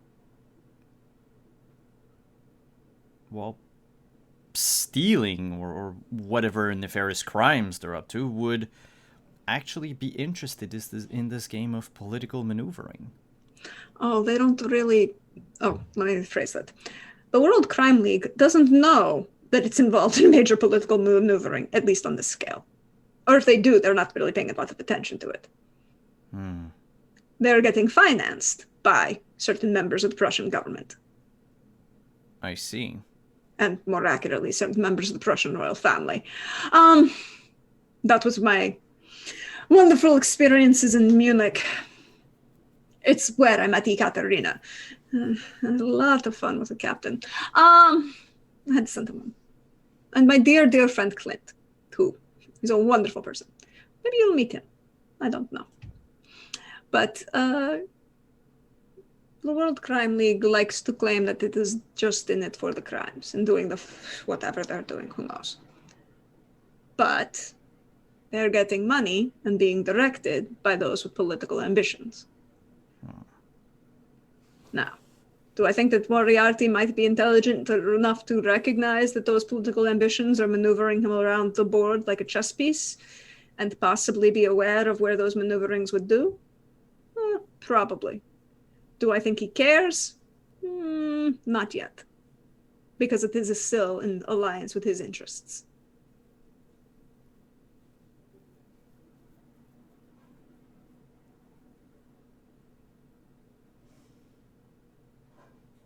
I might be completely wrong, but I believe they have a plan for this invention of fire. Oh, yes, guaranteed. The question is, what kind of plan is it?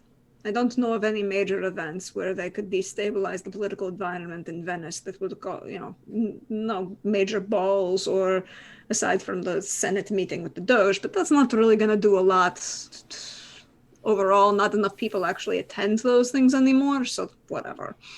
The Doge's family is still relatively healthy, and I believe he's got... Trust me, there are a lot of them. At least at the moment. So I don't know of any other major political events where other world leaders would be there for them to use this as a weapon, at least not off the top of my head at the moment. But that doesn't mean that this isn't something that could be being discussed and I not know about it. I don't know everything. I just wanted your opinion. Since you definitely have rubbed elbows with people that are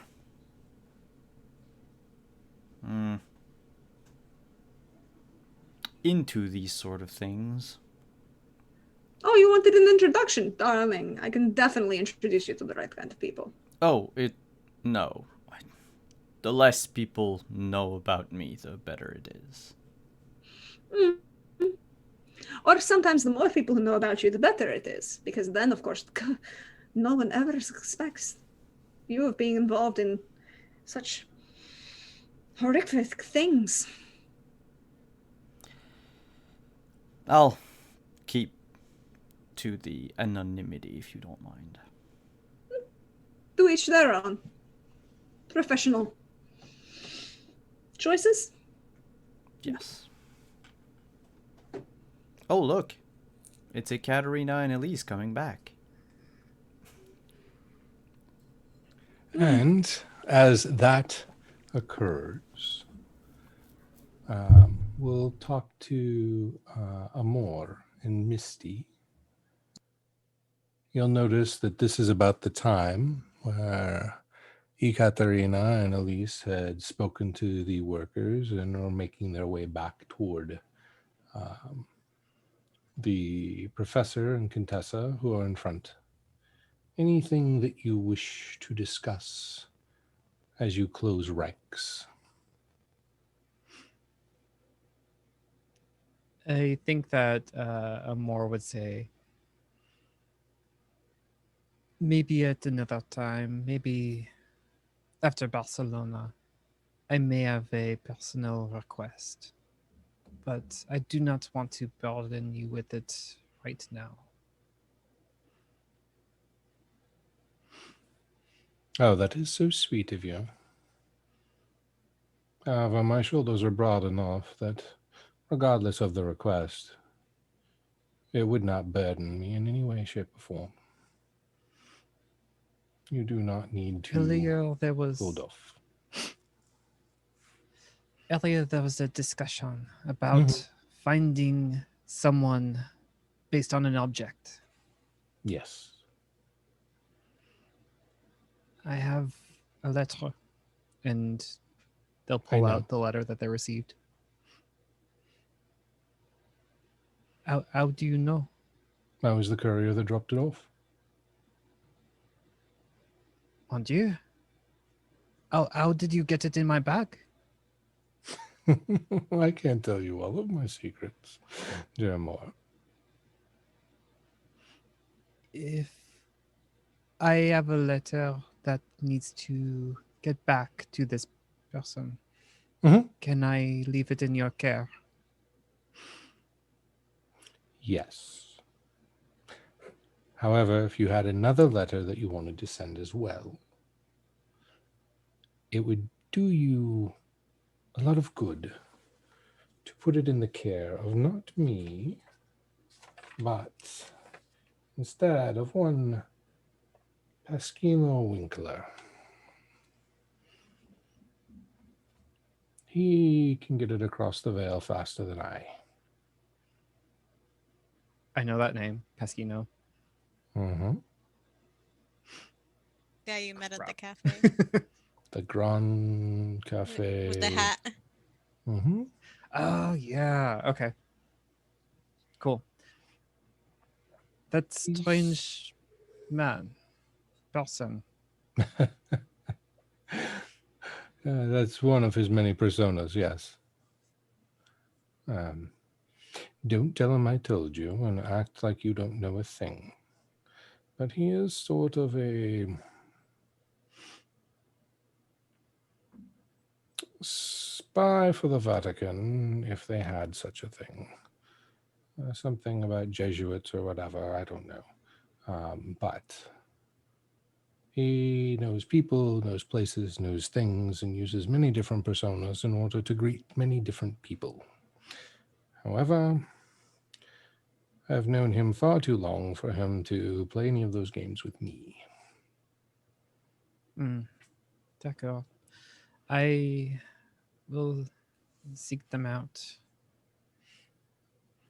I appreciate this. He's likely in his shop, and if he's not there, his apprentice will get the letter to him quickly, especially if you end your conversation with, what is this silly passphrase? Yes. May the Spirit keep you and the Lord guide you. And then pause awkwardly, and then always. Oh, interesting. Okay. Like something clicked for him more.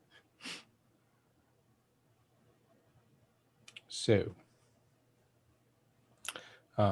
you can put it in my stead, or you can take it directly to him. Whichever you prefer.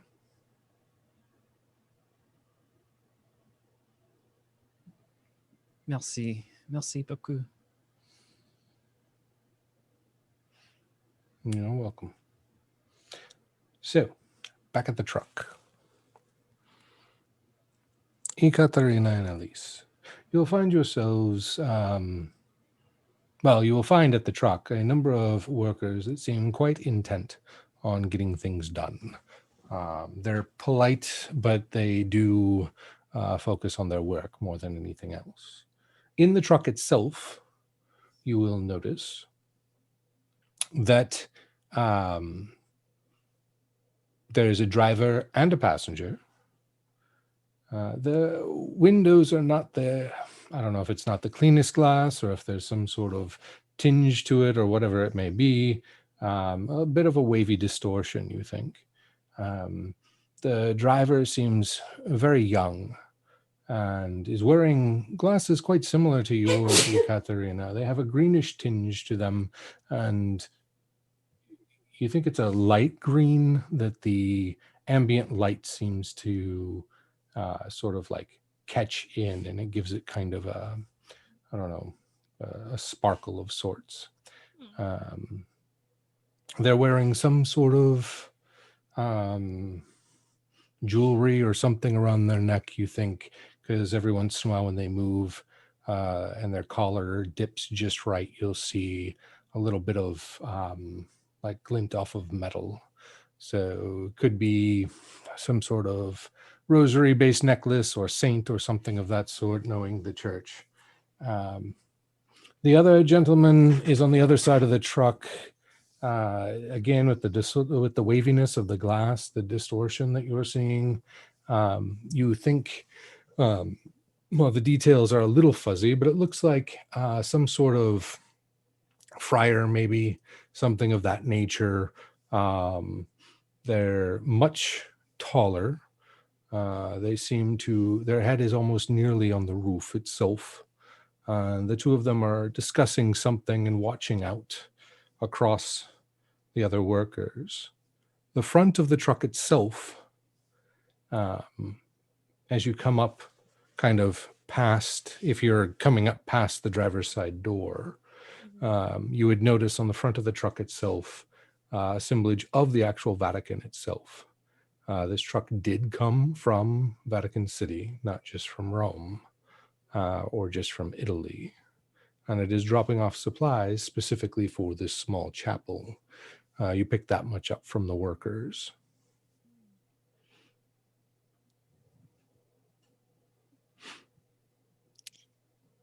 Should I just go and knock on the window?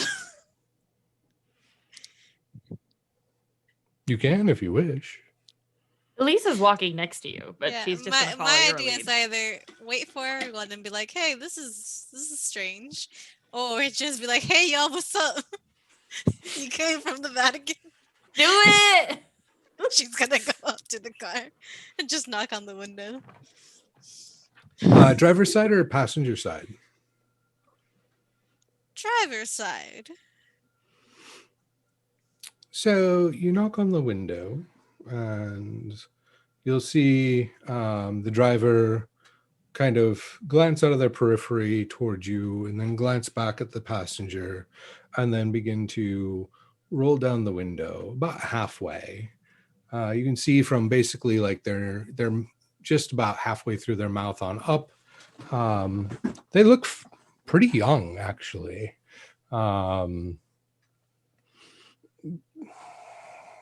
Baby face teenager, maybe of some sort. Very large in stature, stout, not super tall, but definitely very young in the face.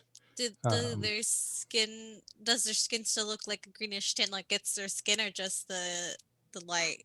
It you think is the light primarily. Their skin is a bit pale, but not greenish in any way, shape, or form.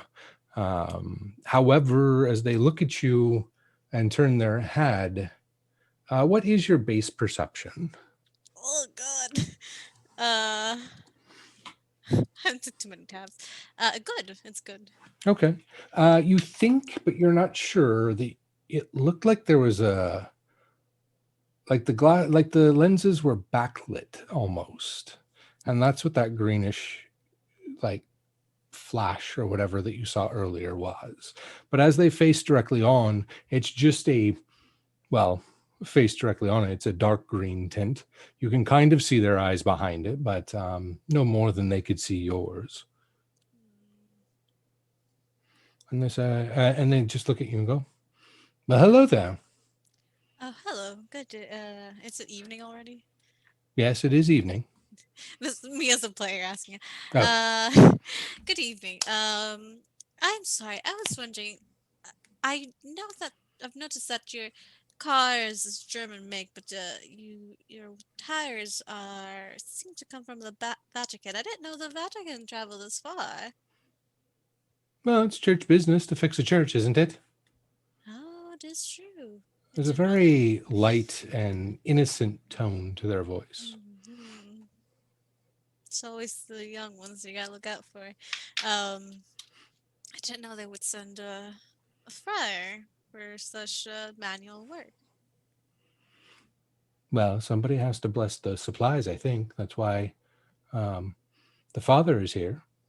Oh. I mean, it's going inside a church. They tell me everything here has to be holy. That's true. I am so sorry I'm rude. My name is Katerina. What is yours? And she'll put her hand out. Well, you do not see him roll down the Yeah. window any further, but he does smile.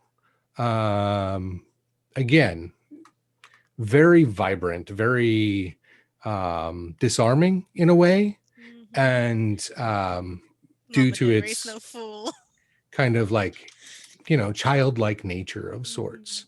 And hold on, I forgot to open that file because I didn't know that anybody was actually going to talk to anyone in the car. I should have known better.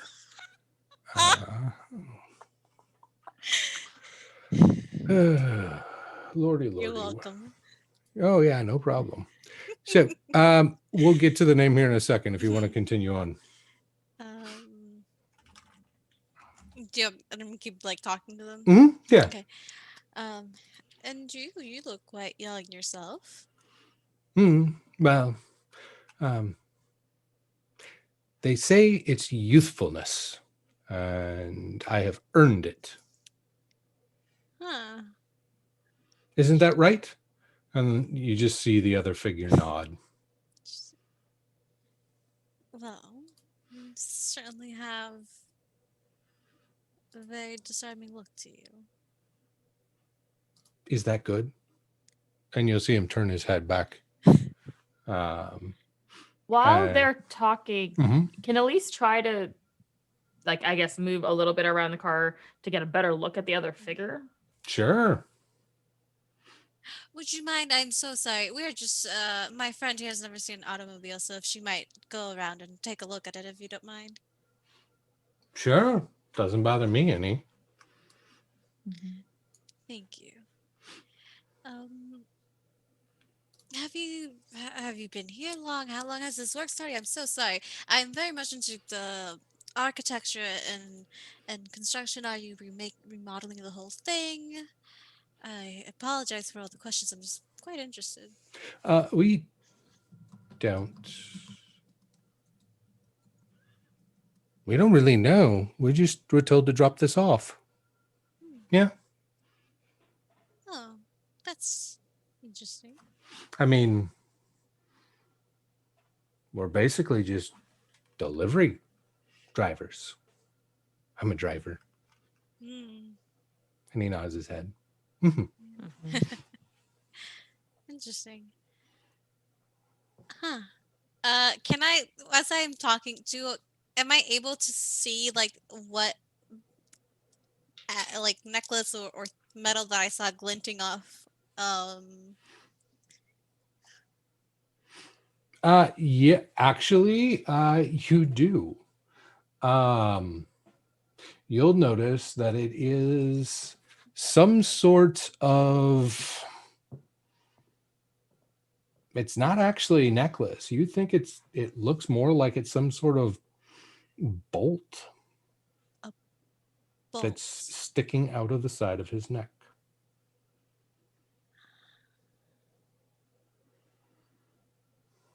Does Elise get a sight of the other person yet?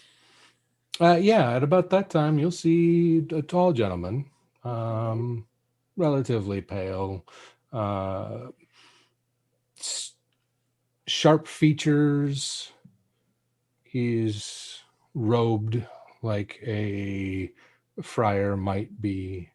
Um, he doesn't have the friar haircut, but he's bald. It is shaved to the skin. And he's got a very large,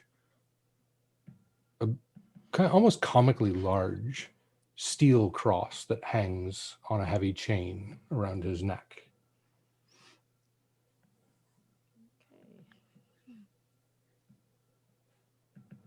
Have you Is been there waiting? anything in particular you're looking for, Elise? Or any particular skill you wish to use when you look?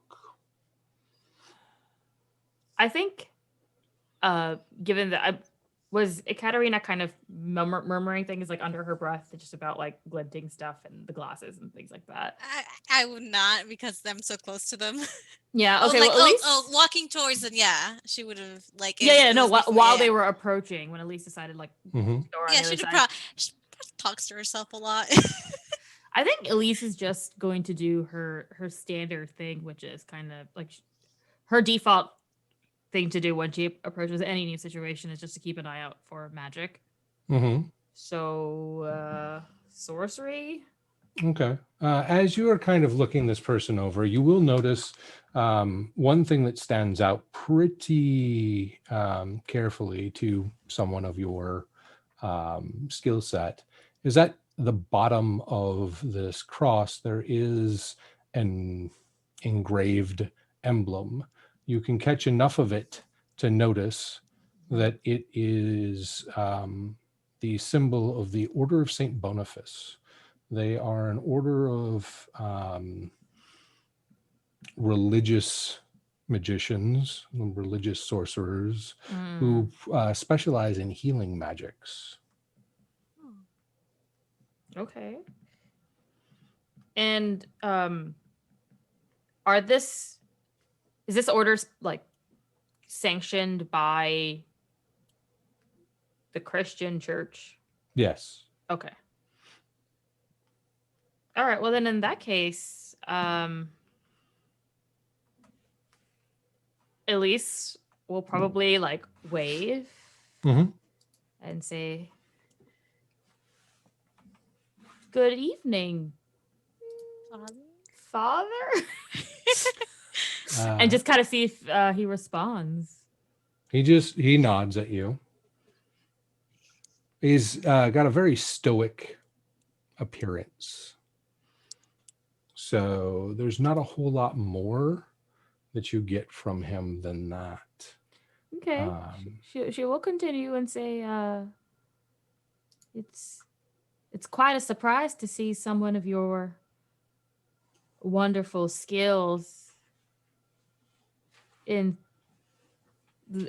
in the restoration of a church. You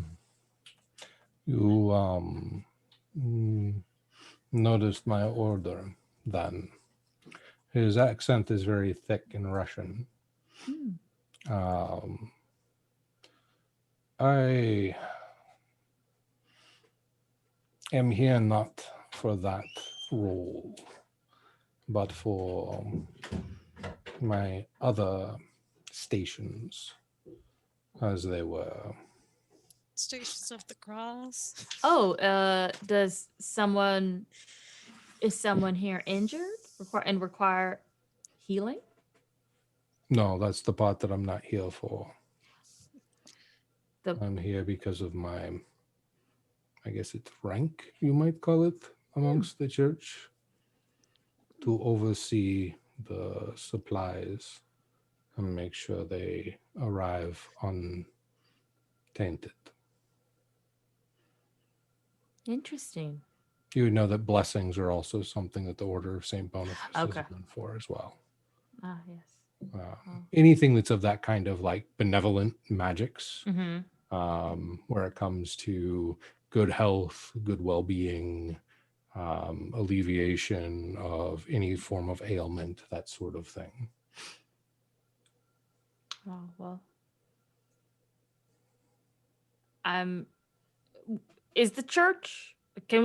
What is it? Can we see the church? What is the church? Yeah, it's only just like 20, 30 feet from where the truck is parked or backed up to. Well, I'm sure it'll be magnificent, especially if the Vatican itself is sending supplies and folks such as yourself with such distinction to oversee it. It is the will of the papacy to maintain this chapel ever since the church stepped in years ago under the order of the Lateran canons.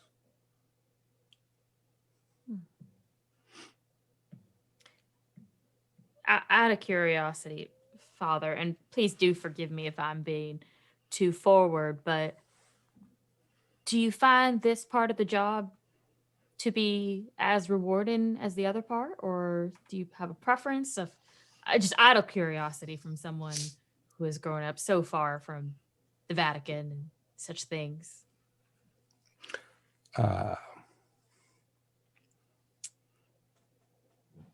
I find it refreshing as change of pace.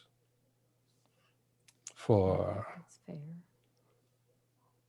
if you are constantly moving, you can never rest. And if you cannot rest, you cannot rejuvenate.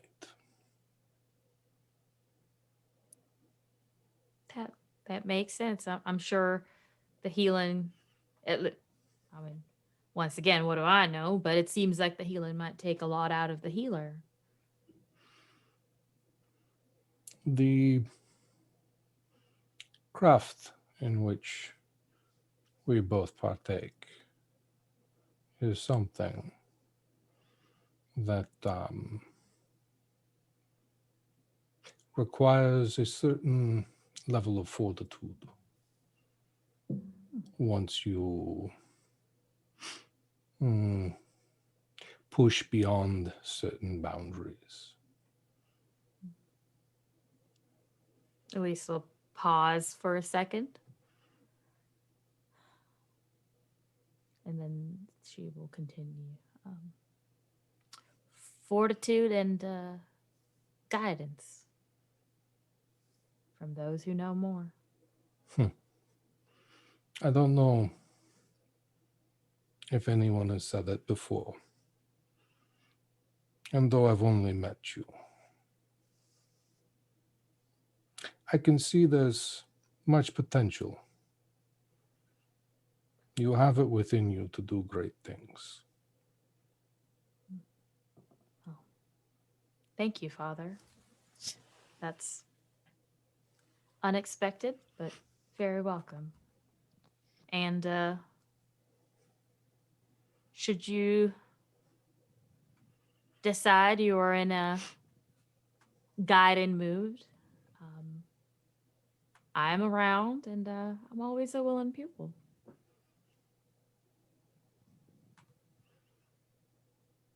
This is good to know. And you'll notice that he kind of like leans forward and cranes his neck out the driver's side window, looking back down the path. And a slight smirk comes across his face. If I may, to both of you, Mm-hmm. have you been waiting here for long? As long as it takes them to unload the truck. Would you like to join us for dinner, both of you? That is very kind, but we must get back. Hmm. It's a journey. No time for a meal? You must have your wits about you and your health to make such a journey. And a good meal will last you a long time.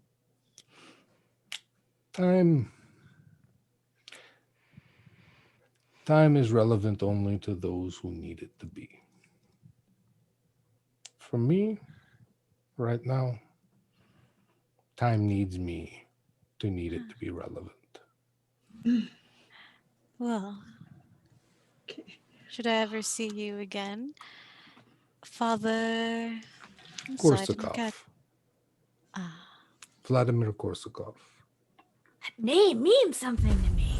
And he's the head of the Promethean Society. no, he's not. He's a No, member of the Promethean Society. he's a member. I don't know why I had head reading. No, it's Benjamin Member.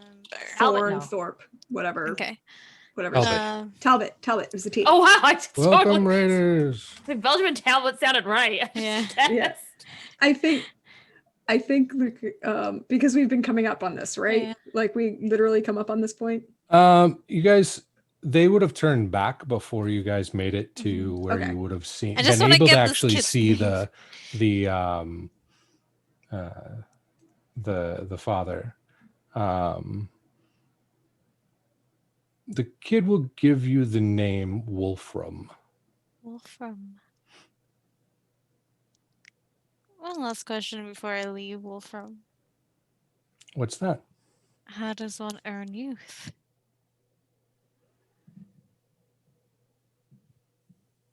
You said you earned it. You'll see him actually kind of become sort of sad. Oh. I didn't mean to upset you. It's okay. I know you didn't.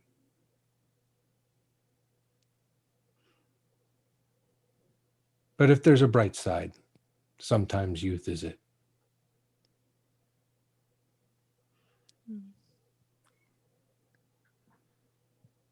You said sometimes youth is it? Yeah, like if there's a bright side, sometimes youth is it. Well, I wish you both luck on your journey. And joy and happiness. And before she walks away from Yeah, she's Where- waiting for you. from the father, Elise, having overheard the name of the father, say, "Well, Father Korsakov, now I know your name, and it is only fair that you know mine. I am Elise Saint Pierre, and perhaps we shall speak again." You keep good company. There's a better chance than you might think. Oh, I think there's quite a certain chance now that I know who you are. I think we have similar friends of sorts. Maybe so. Well, have a wonderful evening, and Good good night. luck.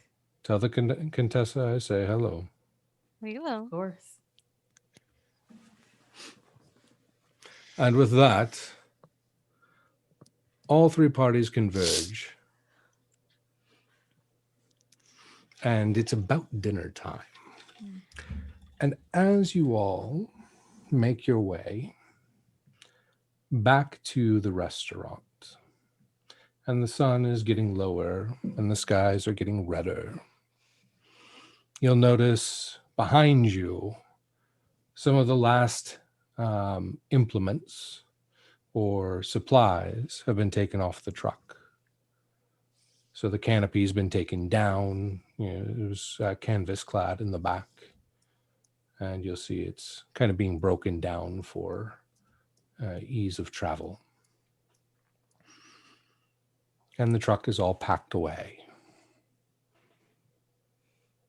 And then I need everyone to tell me what their perception is and where of 3 places they would like to keep their focus: the restaurant, the coastline, or the chapel.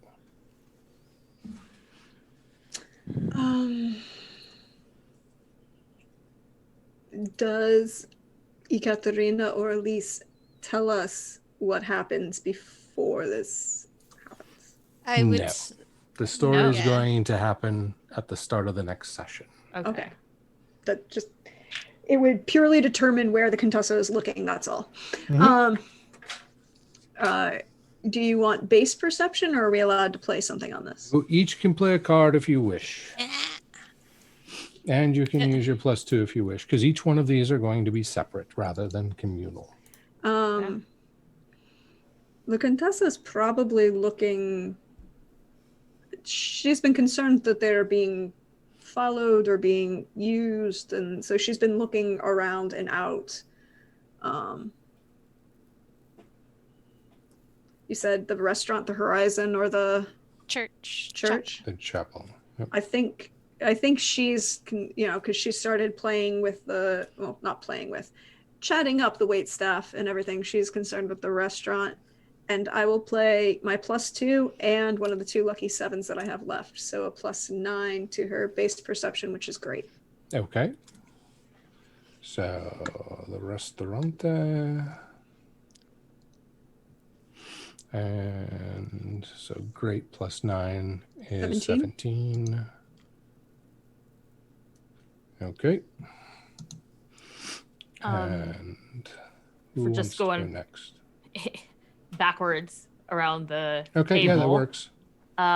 Elise is going to be looking at the chapel. Okay. Because of everything that just happened. So she's going to play this. Mm-hmm. And also her +2 and her base perception is good. Okay, so that'll be a 15. Excellent. So then, Amor, Jacer, Miyamichi. Yeah. They will be looking out on the water, wistfully thinking about the future, what it might bring. Mm-hmm. And their perception is good, and they only have this. Okay. You want to add your +2? So And my might as well. +2, yes. Okay, so that'll be a +3 total. Mhm. Because that's hearts, so that's offsuit. Yep. So that's an 11. No, good. That's a 9. Okay. Is it my turn? Mhm. Okay. I would have been looking at the chapel as well because Okay. of what happened. I don't have a diamond, but my perception is good, and I believe I have 1 lucky 7 as well, and I will play my deuces wild. Okay, so that'll be a 15. Lots of 7s. And a 3. Well, 9's and a 3.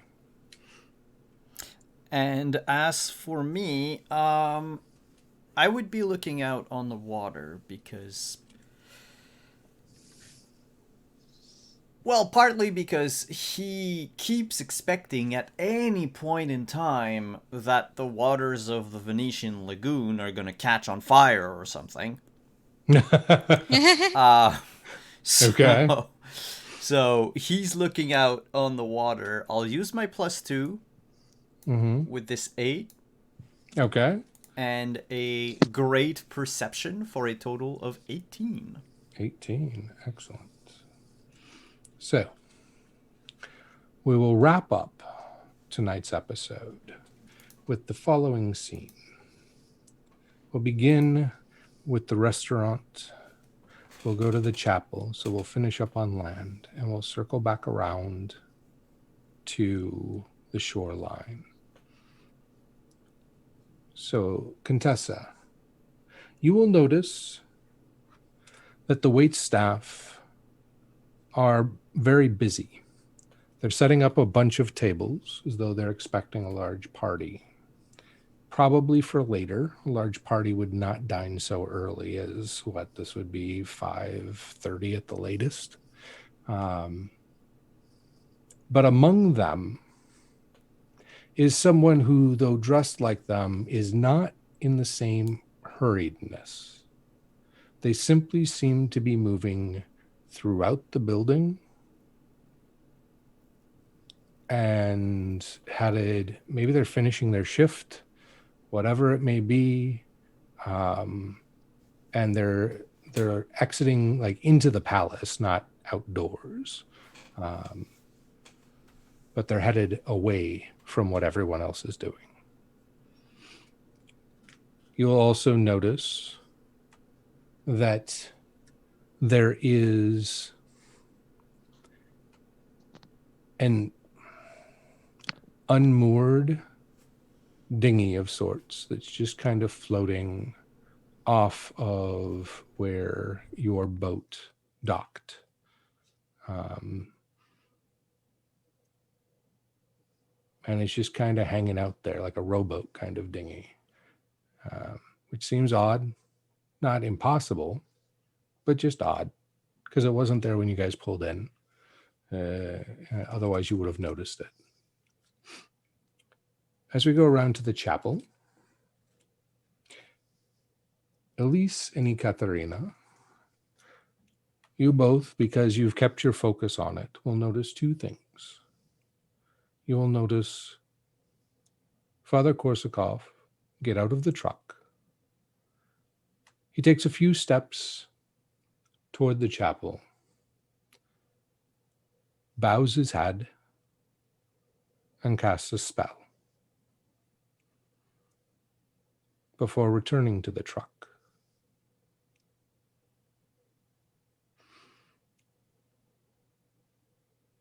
The truck then, you hear the engine start, though it doesn't move. And at this point, you are distracted by what both Jasser and the professor will catch their attention, is the sound of a very large explosion. Fire on the water! Jasser, or Amour, you hear it. Your eyes were elsewhere, your mind was elsewhere, but the sound of it was too much to ignore. Professor, you will notice the houseboat. You'll notice that it actually explodes, but not in the way that you were worried about. Not from a flame underwater. In fact, you've seen explosions like that before from other planted devices that people have used in crimes, even crimes on the water, of arson to destroy boats or whatever it may be. This is not something that's unheard of. It's actually pretty mundane. But with that 18, you clearly can deduce that this was not the invention that caused it.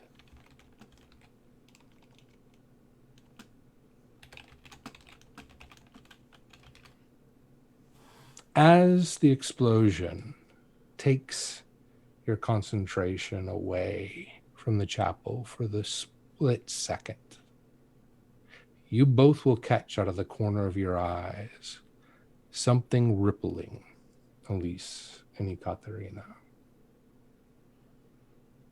And the truck is gone.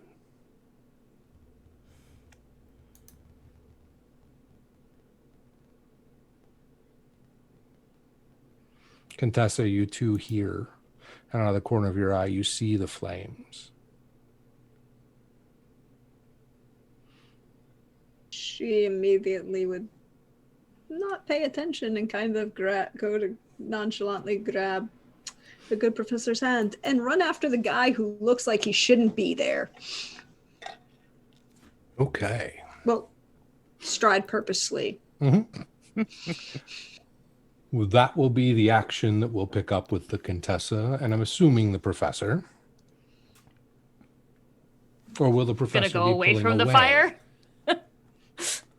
We'll find out. No, I think the professor will most definitely follow suit. Okay. Whatever he chooses to do, she doesn't pay attention to what's going on, but she's like, wait, bomb thing, go. Mm-hmm.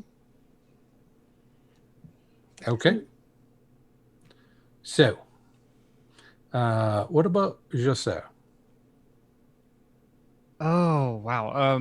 I think being shaken from their thoughts, hearing the explosion, seeing it, I think they would turn to see where their friends are. Okay. And look back at Misty and kind of confirm that I'm going. Where? Towards wherever my friends are going. Okay. Mostly. Yeah.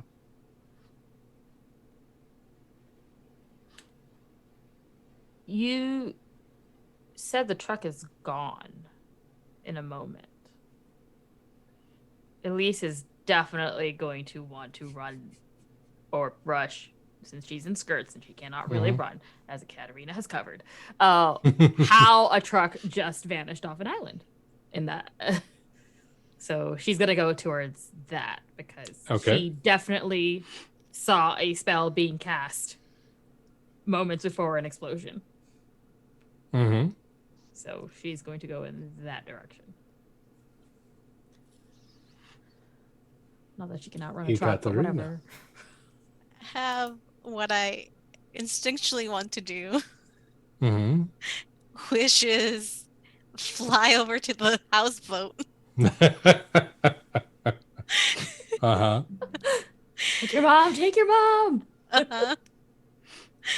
But you can tell me no. That's up to you if you want to do that. It will cause quite a stir. But I know, are there any laws that dragons can't do this and that, like here, or is it just it's gonna scare people? There's a handful of details there. One is dragons often have an issue with controlling their emotions when they're in their true form. Mm-hmm. And I'm aware. it makes them very dangerous, sometimes even to themselves, because they can become very single-minded. She knows this and she's just...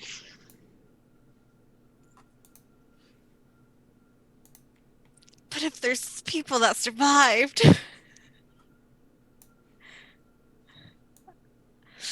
She, okay. I'm sure there are other boats in the water that can get there too.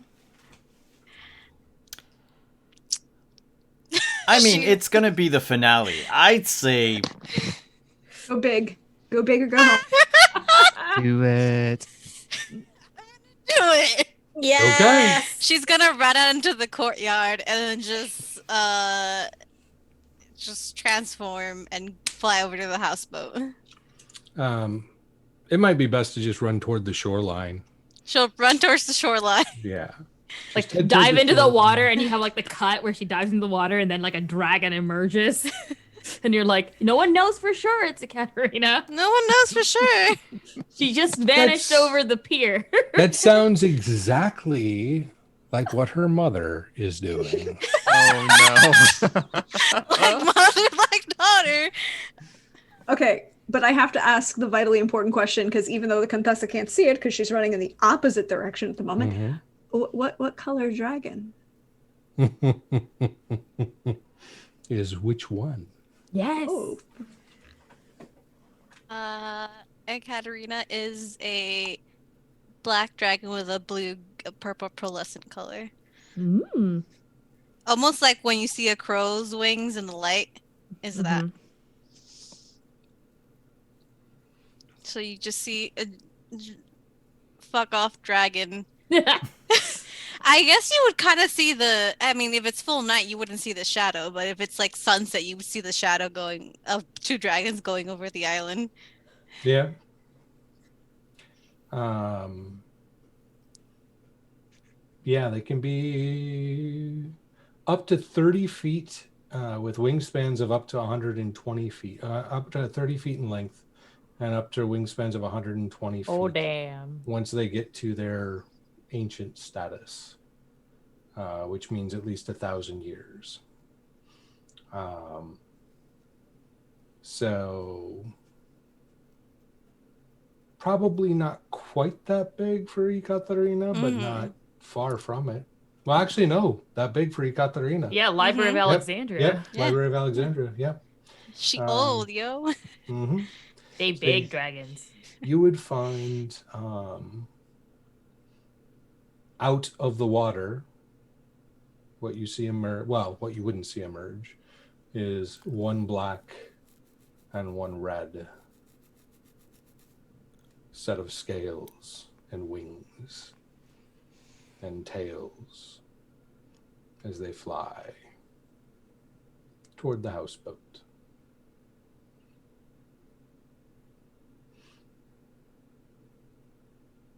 So, Amor, I'm guessing you were following which of your friends? So in that case, I probably couldn't see into the restaurant area, so I imagine that Amor would run towards Elise.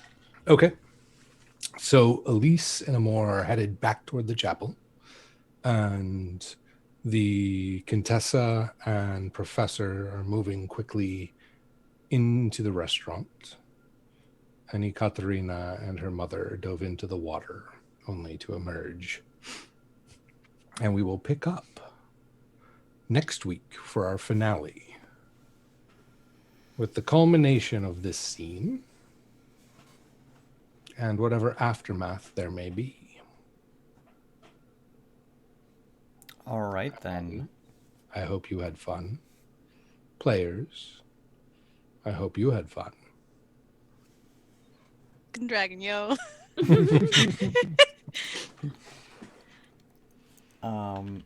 Thank you everyone for coming. Thank you to all of you who hung out in chat. Thank you for the donations, the subs.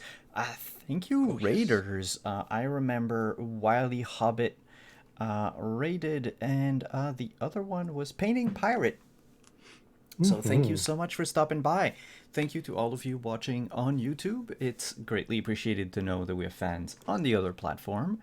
Thank you to all of our sponsors, Mage and Press, Found Familiar, Roll20, Artelsorian Games, and of course Level Up Dice. And thank you, players, for coming tonight. Where can we find you on the internet? We'll start with Adriana. Hi, everyone. I'm Adriana. You can find me on Twitter at Alyssa Vamp with 2 P's, where I post lots of nerdy stuff and my art. You can find me here on Twitch as Alyssa Vamp, just the 1 P, where I do art streams. I just did one earlier today and yesterday, and we just chill out and chat. While you watch me do some art, you can also find me here next Monday for the last episode with these amazing people and this wonderful GM. This Wednesday and Thursday, you can find me over at Indoor Adventures at 8:30, and Saturday you can find me over at Valdrian's channel at 4:30, where we also do our finale for our first season of Dragon Age. So that's really fun. Saturdays at 8, you can find me at Plot Hunters, where I play mainly. We're an all POC, all LGBTQIA plus cast, so if you like supporting those spaces, come and see us. And Mondays, you can find me at 9 a.m. Over at the Hobgoblins channel, DMing a very fun, uh, loose rules D&D homebrew world game for my friends, which I say it's a telenovela disguised as a D&D game. But yeah, that's what I do. Come check me out and say hi. Thank you for coming. Kenny, where can we find you on the internet? Yeah, I'm Kenny. You can find me on Twitter at PunderDrone. When I'm not playing this amazing game, this is so much fun.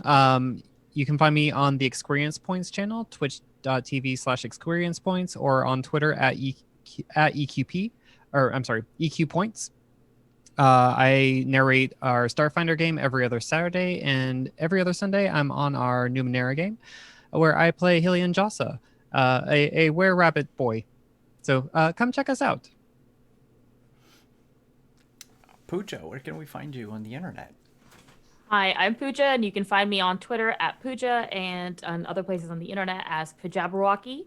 You can find me tomorrow on Twitch on the Manapot Studios channel on the show Flights of Fandom, where we are currently in the middle of a Star Wars heist flight. And after that, in October, we're going to be doing a What We Do in the Shadows Vampire the Masquerade game. So that'll be full of shenanigans. So that's every Tuesday at 8 Eastern.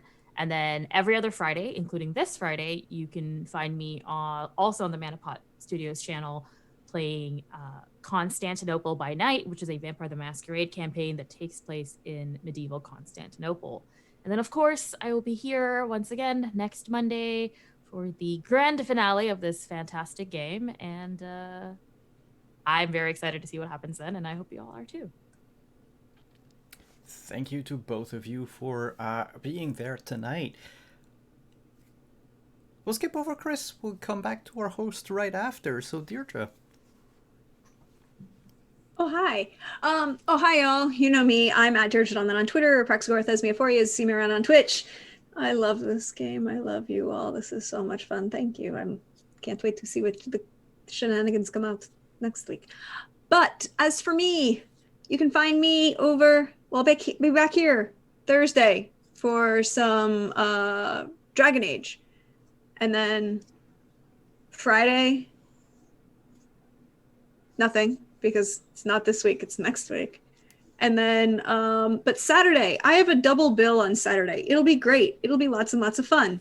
I'll be here for the finale at 1 p.m. Eastern of Black Flag, our Rapscallion campaign, which is, season 2 consequences. And we'll find out what those final consequences are at 1 o'clock. Then you can actually find me over on my channel as I'm running some very interesting not shenanigans. I'm going to be running a one-shot of Witcher with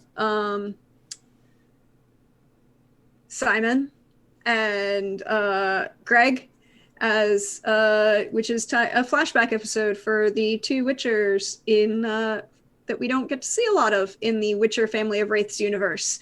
One because he's very, very dead, and the other because he's just not there. So that will be at 7 o'clock over on my channel, Praxagorth as Meaphoria. And then also check my Twitter, because I announced this week that there will be a long-running campaign on my channel starting on October 3rd. I wrote a hack of Sword Chronicle, which is from our friends over at Green Ronin, which is the system that they use for the Song of Ice and Fire game, and combined it with Good Society, and basically have a wonderful look at the Peninsular campaign of the Napoleonic Wars from the perspective of a very interesting British regiment.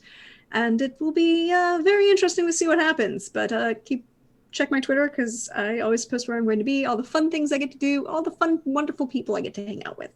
So next time. Thank you for coming. And lastly, our host, Chris. Where can we find you?